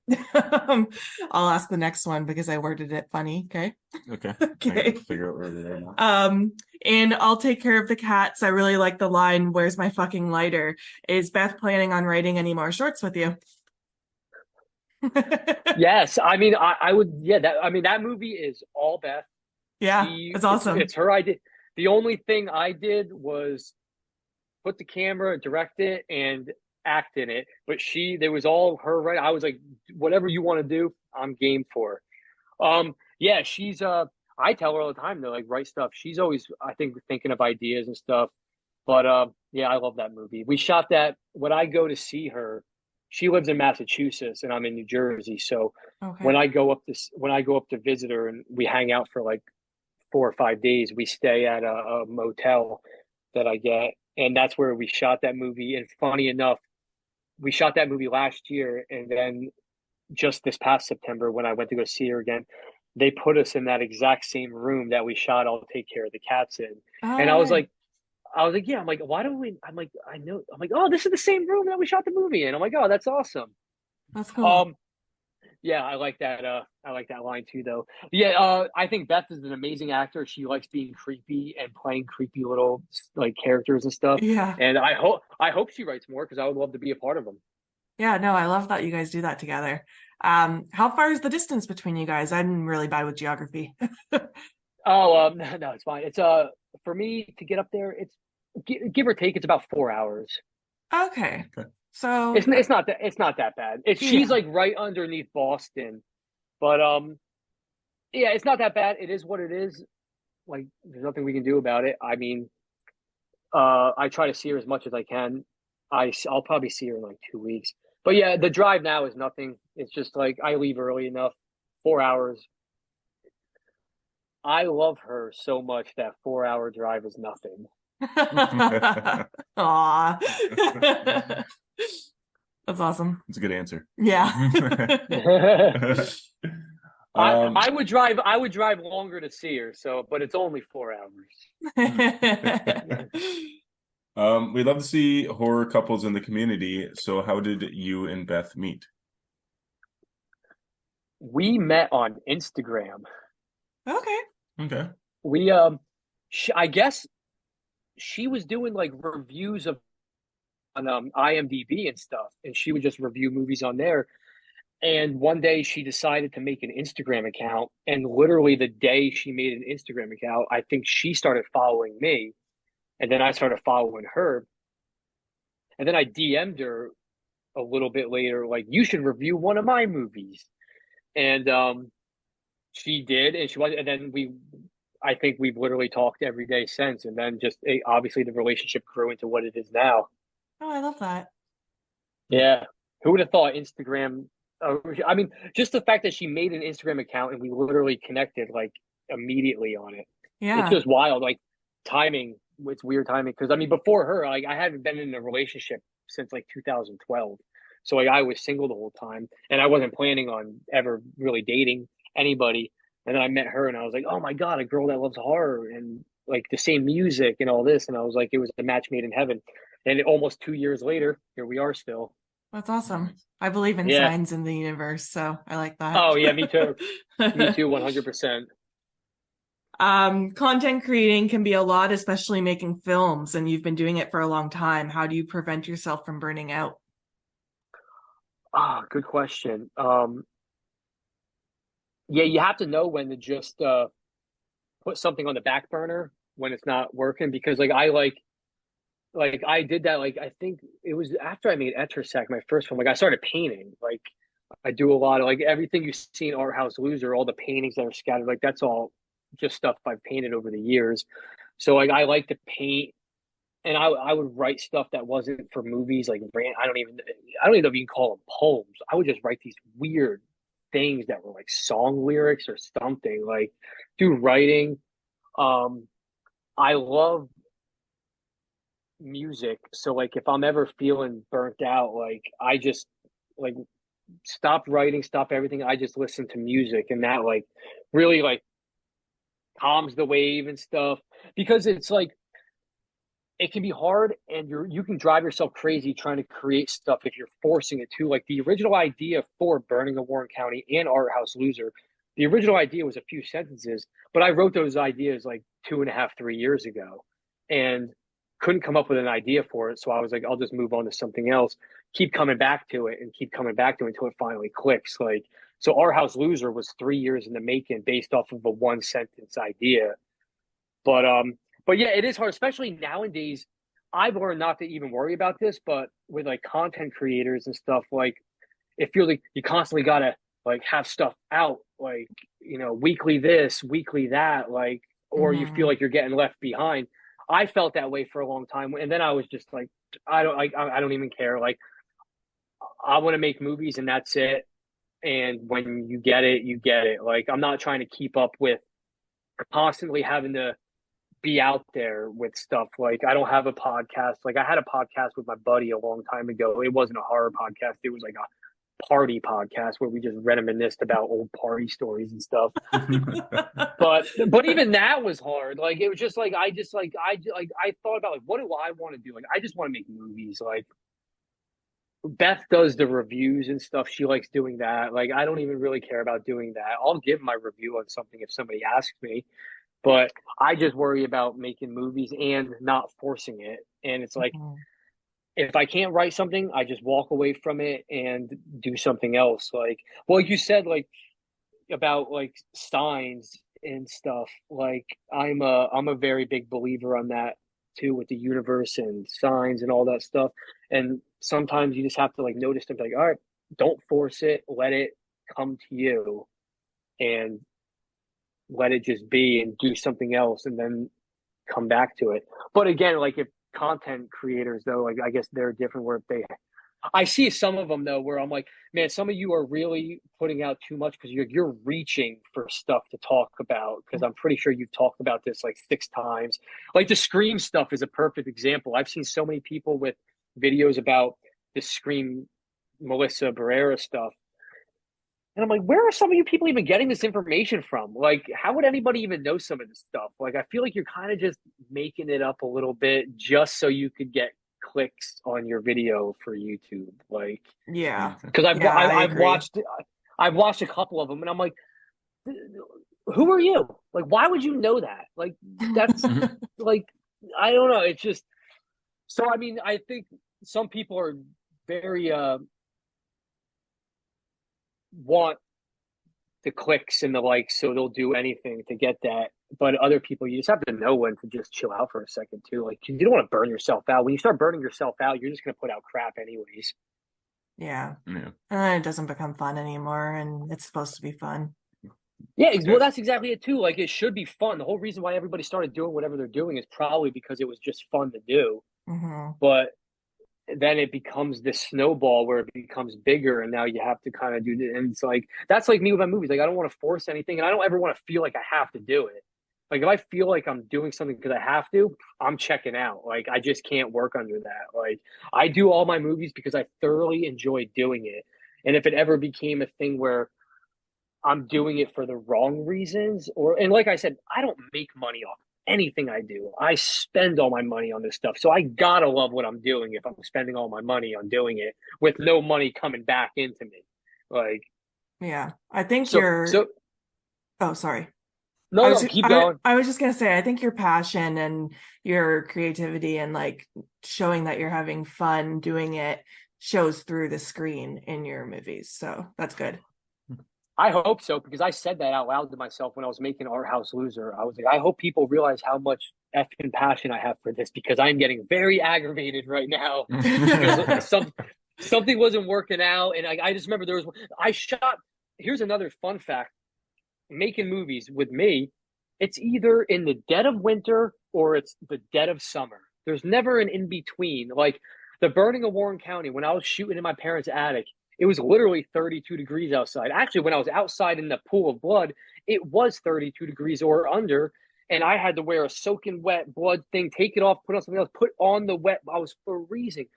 Art House Loser, literally 96 degrees and humid, and I am dying of sweat, and I'm trying to wear these costumes, and I'm just like about to pass out, and this isn't working. I'm trying to run through the woods, and I'm like hyperventilating.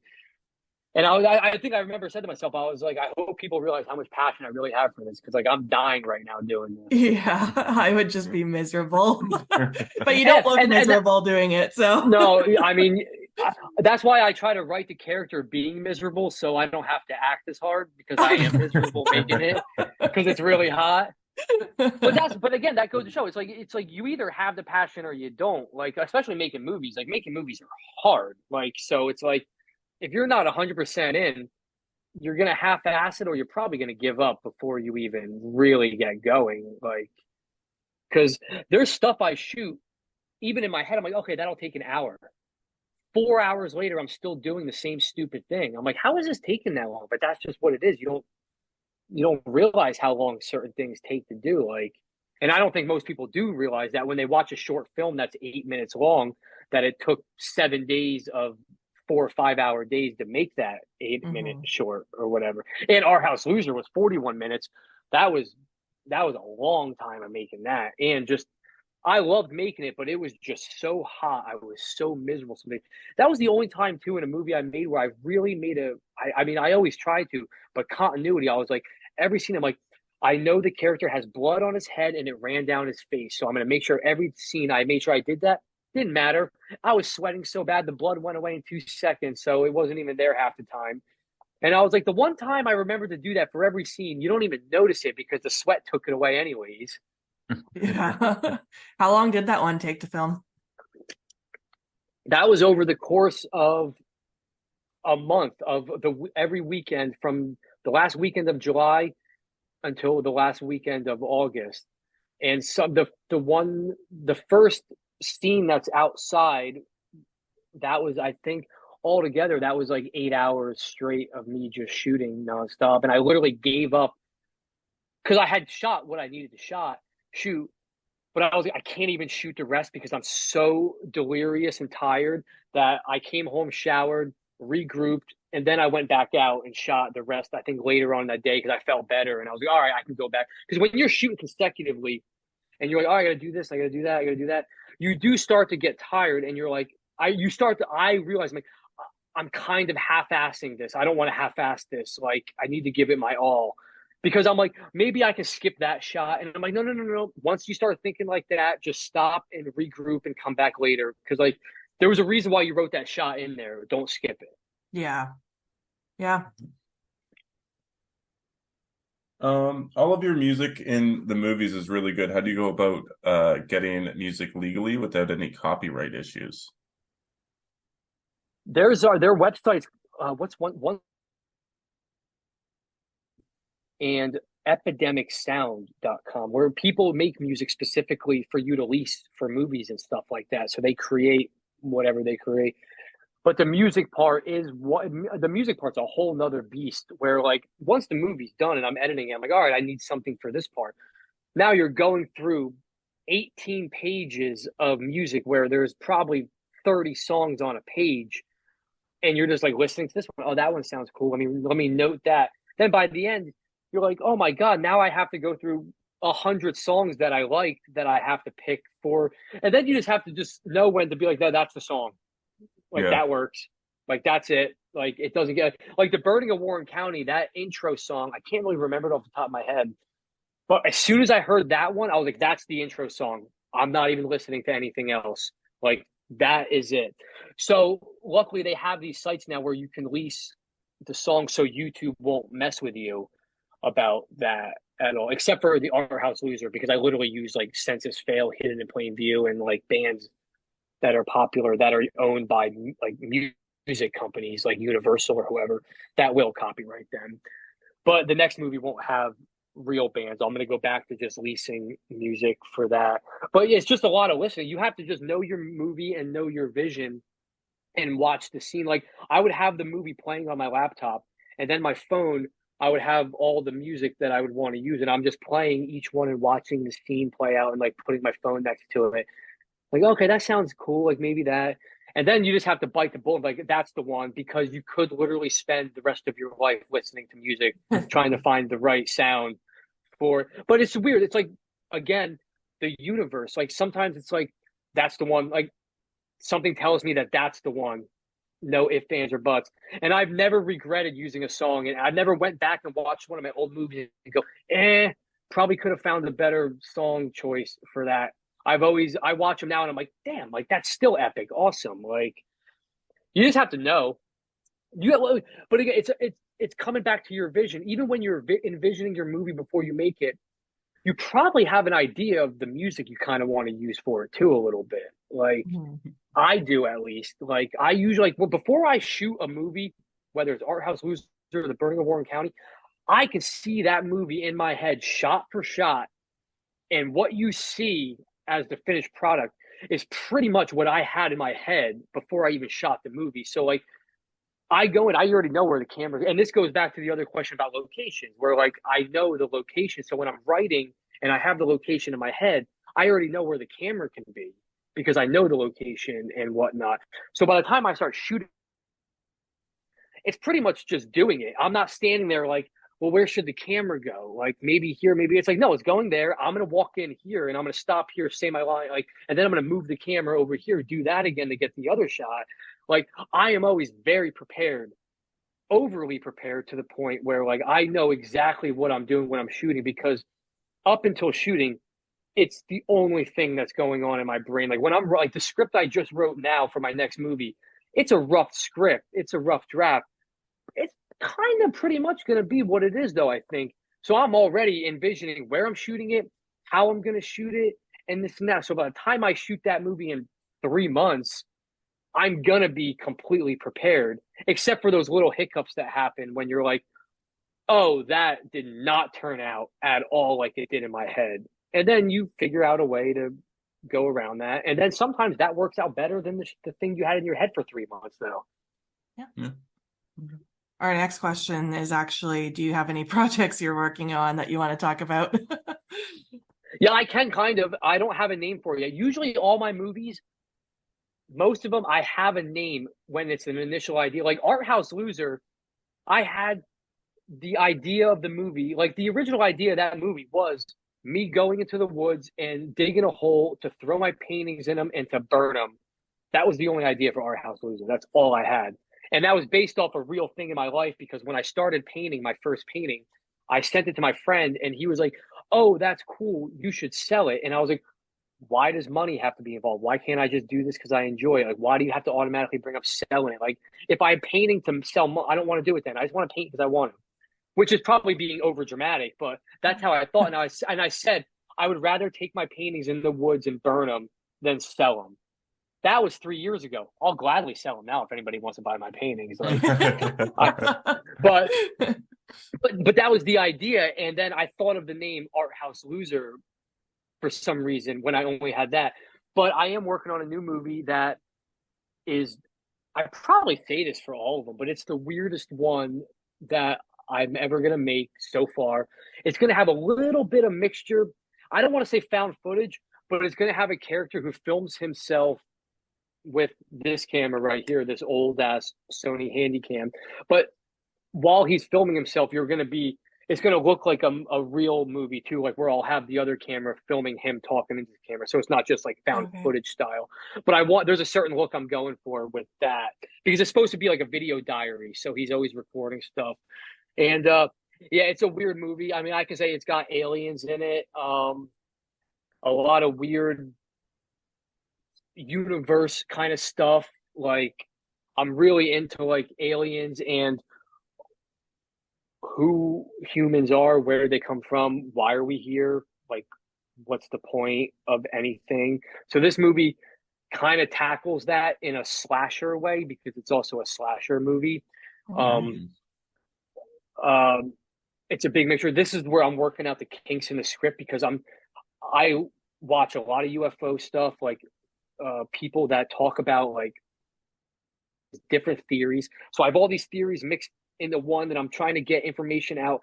And I'm like, Chris, you're just trying to make a slasher kind of alien movie. You don't need to be like very specific about all this real information. Like you can have fun with it. Like it doesn't need to be legit because I'm writing stuff in the movie where I'm like, no, this needs to be like right. And then I'm like, well, what is right? Nobody knows anything about fucking aliens yet. So like you can make up anything you want. So that's kind of what it's an alien movie. It's a slasher movie. It's weird. Like I wrote some stuff today where I'm like, all right, I guess we're going here. Like I guess I'm doing this. Like I don't know if this is good or bad, but yeah, I'm excited for it. So that's what I'll be working on day and night.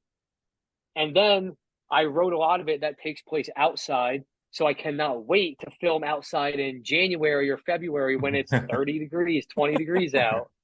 Yeah. Nice. I'm looking forward to that one. We have a few more questions and then we'll wrap things up.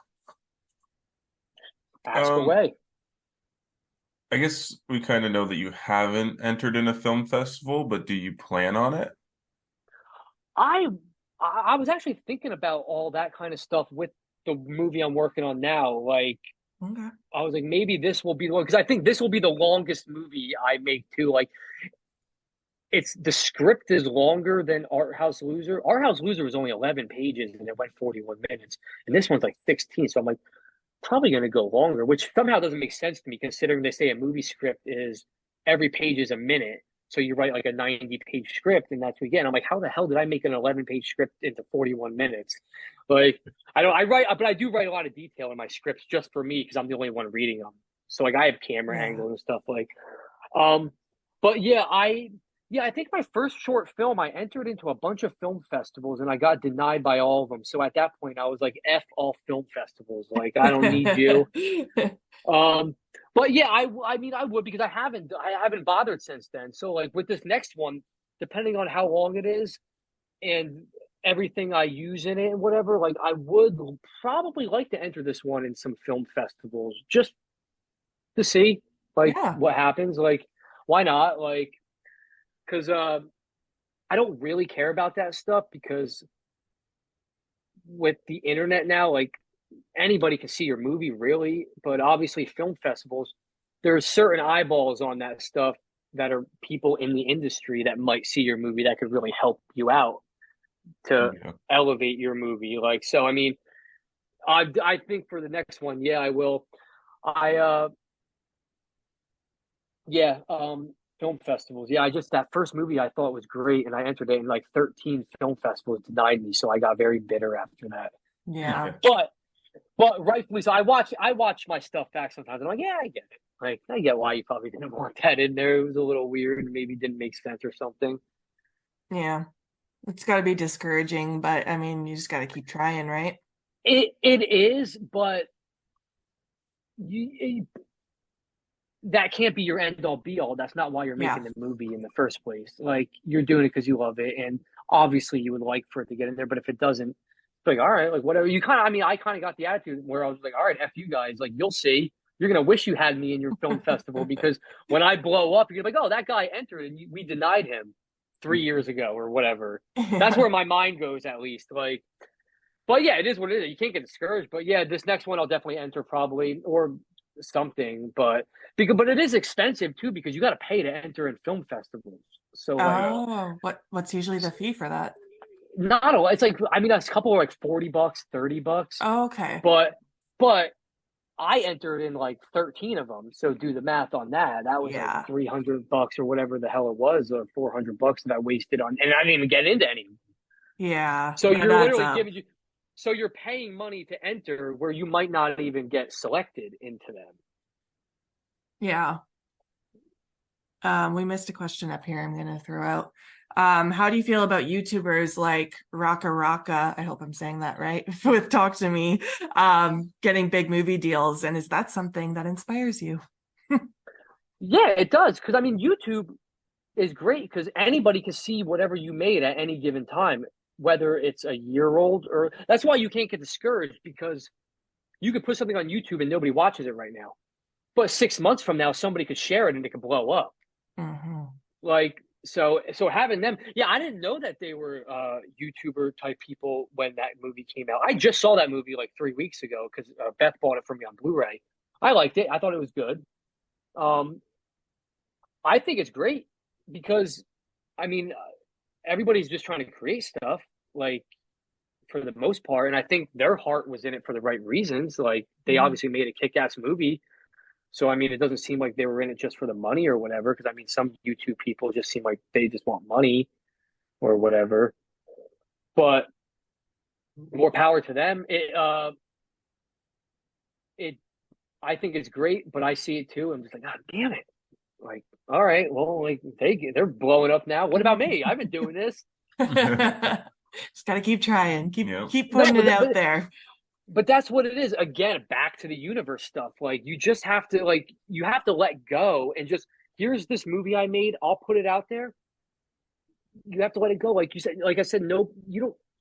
Somebody could stumble upon it in 6 months, Yeah. whether it's a somebody in the industry or somebody that maybe has a big podcast or whatever, and then they could talk about it, and then it could restart the whole cycle. And now all of a sudden it's brand new to all these people that never saw it, and then now everything's different for you in a good way. Yeah, definitely. Um. We have 2 left. Okay. Roughly how many shorts a year do you think you put out? And which is your favorite one? I have figured it out. It's pretty much 2 a year because whether it takes me a week to write a script, it never has taken me a week to write a script, but I'm just saying that. Usually it's a couple months I'll work on a script. Like by the 3rd month of having a script where I'm like, okay, this is done. I am ready to shoot this. There's nothing I can change about it. I like it. Then I'm like, all right, I got to shoot it. Then I'll set a date. All right, I'm going to start shooting in 3 weeks on this Saturday. Shoot it, edit it, and whatever. That's usually 6 months. And I figured out since 2020, I put out pretty much 2 a year. Like The Burning of Warren County and Art House Loser was 2023, and that's all that's going to be out for this year. And yeah, so it's 3 months writing and then 3 months shooting, editing, and then put it out there and then restart all over again. What was the other part of that question? Oh, I asked which was your favorite one that you've made. Oh, yeah. Right now it's Art House Loser because it's the newest one. But you did remind me of Jessica Kills. I love Jessica Kills because that one's just so effing weird. I don't even know what I was thinking when I made that movie. And I just love it's funny because that movie started because in Cringe Street Bleed, my second short film, Beth was like my favorite part of that movie is the clown that you have in it that's only in it for a couple of minutes. And I was like, oh yeah, I should probably do something with that clown. And I updated the clown a little bit, which ended up becoming Jessica Kills. And then I made a whole movie about that clown. So that's movies because Beth liked the clown in Cringe Street Bleed. But yeah, Jessica Kills is probably one of my favorites just because that was fun to act. Because I was playing like a weirdo that had a talk show on the dark web, if I remember correctly. Yeah. Yeah. And but my newest one is always my favorite because I'm my hardest critic. So like if I go back and watch even Jessica Kills, I can go back at like I could have done this instead maybe or whatever. But the Burning of Warren County is actually one of my favorites because I like that mask I used because it was a mask of something else that before I even knew I was making that movie, I would just paint it and mess with it. And then one time when I was done, I was like, this mask is cool. And then when Burning of Warren County came up, I was like, oh, I can use that mask for that movie. And the Burning of Warren County, I thought told an interesting story. I like all my movies. What am I talking about? Like, it's like me trying to pick one of my favorite cats. I like them all. Yeah, for different reasons. Yeah, they're all for different reasons. Like everything, because each one I try to push myself harder too. With what like when a movie didn't have a lot of dialogue, the next movie I'm gonna write a lot of dialogue for it. Mm-hmm. So like that's kind of how Art House Loser was a lot of running, chasing, had dialogue, not a lot. The next movie I already have written. I'm looking at it's like 1-page monologue. I'm like, how the fuck am I supposed to memorize all of these lines? Like I'm never gonna do that. Like it's gonna be so hard, but that's just where I go. Like so, everything's different. So they're all special for their own little reasons, and each one, I hope you hope that you grow as a filmmaker and as an artist with each one, so you can go back and watch that one and go, oh, I was so naive. Like I had no idea what I was doing on that one, and then you watch Art House Loser, and you're like, oh, I definitely come a long way. I've definitely learned from past mistakes and how to maybe better shoot a movie. But like I always say, and I try to tell people, like when I tell people I make movies and stuff, I'm like, by the way, I do them by myself. So don't expect some like Steven Spielberg, like epic movie or whatever. Like it's just me and a tripod and my camera. Like I make these little in so like don't have high expectations. Like it's not high art. I'm very down here. I think you're doing great for doing it by yourself, Yeah, though. definitely. Although I think I'm doing fucking amazing by myself. I really do because I do impress myself because I go back and like and watch. I'm like, how did I do that by myself? I'm like, does anybody else notice that I'm like? I think this is pretty epic for what I'm doing Yeah. for somebody doing it by themselves. I mean, I think it's pretty epic. Like it's hard because like certain scenes have shots where like do the whole scene. Okay, now move the camera over here and do the whole entire scene again. Well, now move the camera over here and do the whole scene again. Like you're doing it, then it's like, oh, maybe I can do like it's just you can drive yourself crazy doing it, but it's so fun and it's so rewarding because when I am done, every time I've made a movie and I finish editing it and I'm watching it back before I upload it, I watch it and go like, I can't believe I made that. That was just an idea in my head 4 months ago, and now I'm watching it, and I did it all by myself. Like whether people like them or hate them, I'm like, you'll never take away the pride I have for what I accomplished for making them by myself. That's amazing. I love that. Final question. What advice would you give someone who is nervous to put their work out there to the public? Social media and trolls can be scary these days. Yeah, that is. I probably wouldn't put out this stuff if I was a 17-year-old in high school or something because I would hear about it from I'd be afraid to what I'd hear about from kids in school and stuff, or even just my old version of me. Like there's a reason why it took me to when I was 35 to start making these movies because I had to go through all this shit in life and just get my bearings together. It never would have worked out back then. But I also don't know if I would have had the confidence to make these and put them out when I was 21 or 15 or 25 or whatever. At the end of the day, though, I mean, if you love doing it, you got to block out all that noise and what everybody. I mean, at the end of the day, somebody's going to hate what you do no matter what. Whether they actually like it and they just don't like you and they're going to talk shit on you, like there's always going to be somebody that's just going to maybe say something because they are a troll or whatever. Like it's the internet. People hide behind fake profiles and all this and that. You just have to know what you did is awesome and believe in it and just put it out there and just trust me. I've seen comments on some of the stuff where like I remember somebody just said like, this sucks. And that hurt so bad for so long because it was such a tiny, like just this sucks. I was like, damn it. Like, oh.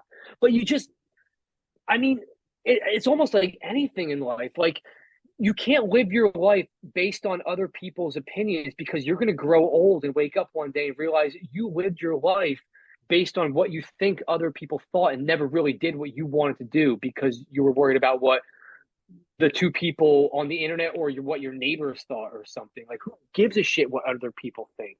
Mm-hmm. Like people are probably talking shit on you because they're jealous that you're doing something cool and they're not. Like, I always wonder what people think of me when they see me running around. Like when I was doing Art House Loser, I'm coming out of the woods covered in blood behind Home Depot, like, and people are driving by seeing me just like probably like, what the hell? But it's like I'm having fun. But the end of the day, you can't. It sucks, and people are gonna say mean things.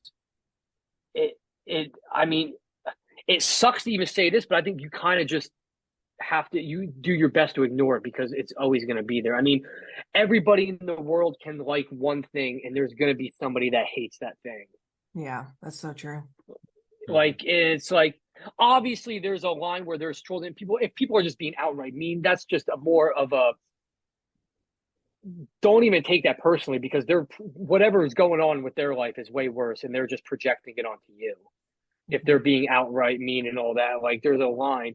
But you have to accept too that some people just aren't going to like what you make anyways. Like none of us here like every single movie ever made. It's impossible. there's movies out there that I don't like. I'm not going to really talk about them because I'd rather talk about what I like. But there are movies out there that I'm like, oh God, that sucked. But there's somebody out there that the movie I think sucked, they love. Exactly. Yeah. And it is what it is. Like my mom doesn't even really like most of the shit I make. She's like, yeah, I watched it. She's like, it was cool, I guess. Like, and I'm like, all right, like sick. Thanks, Mom. Like, but it is what it is. And you can't let it like deter you off of your path, like because somebody doesn't like it. Because you also get to rub it in their face down the road when you make it. If they were always talking shit on you, you're like, well, I kept going. Look at me now. And it really does just come down to like you have to live your life for yourself. I used to not do things if I told somebody I wanted to do something, they'd be like, this was when I was younger. They'd be like, you can't do that. I'm like, oh, okay, I guess I can't do that. And I wouldn't do it. And I'm like, why would you listen to anybody? Like, there's so many things I want to do that like you don't want to grow old and regret not doing something because Kevin down the road made fun of you or something. Yeah. You get one like life. You get like you just do what you want to do and like just you have to just you probably do need some thick skin a little bit because people can be mean, but you also just have to laugh it off because who are they? Like what are they? I always think when somebody talks shit, like what are you doing? Yeah. Like are you putting yourself out there? If you are, let me see it so I can judge you then. Yeah, exactly. That's good advice. Yeah, that's good advice. Yeah. Well, thank you so much for joining us. Oh, it's my pleasure. It was fun to chat. I don't really do these that often, so it's always fun, and you guys are really cool. Oh, thank you. Right back at you. No, you're welcome. It's nice because we've been following each other for a while, and you interact on X, it's called now, and say like a comment here and there. But it's nice to sit down and actually chat with someone and get to know them. No, it really is because it is true. Because sometimes you talk to you like we go, yeah, like I've known this person online for a long time now, actually, but never actually had a conversation with them. And now it's different. Now, I have, and now I know them. Yeah, exactly. Yeah, thank you so much. It's a whole different vibe. No, it's my pleasure. Anytime. And where can people find you? Shout out your channel, your Instagram, everything. Let's see. What is my Instagram is C Magennis. Yeah, just C Magennis. My Twitter or X is Chris Magennis 12. And my YouTube is youtube.com/Chris Magennis. If you find one of my social medias, everything else is linked on one of those. And if anybody listens to this and want to watch my latest movie, it's can only be watched at arthouseloser.com. So go check that out. Yes, definitely. Yeah. You want to plug our account? Yep. We are Our Life in Horror, and we are a horror. I just zoned right out. We are Our Life in Horror. You can find us on Instagram, TikTok, and Twitter. You can also find us on Patreon, where we do some occasional bonus episodes, after-hour pods, polls. We have an amazing Discord where all of our Patreons get to chit-chat about what we've been watching, what we're up to. I know Thanksgiving was around, so everybody was just saying Happy Thanksgiving to each other. It was nice. We just built a really good small community, and you can email us at ourlifeinhorror@hotmail.com for any critiques. If you want us to watch anything, if you want to come on and chat with us, we'd love to have you on. Thank you. All right. Thanks again, Chris. And yes, thank you. Thanks everyone for listening. Thank you for having me. Have a great rest of your day. You too. You too. Bye. Bye.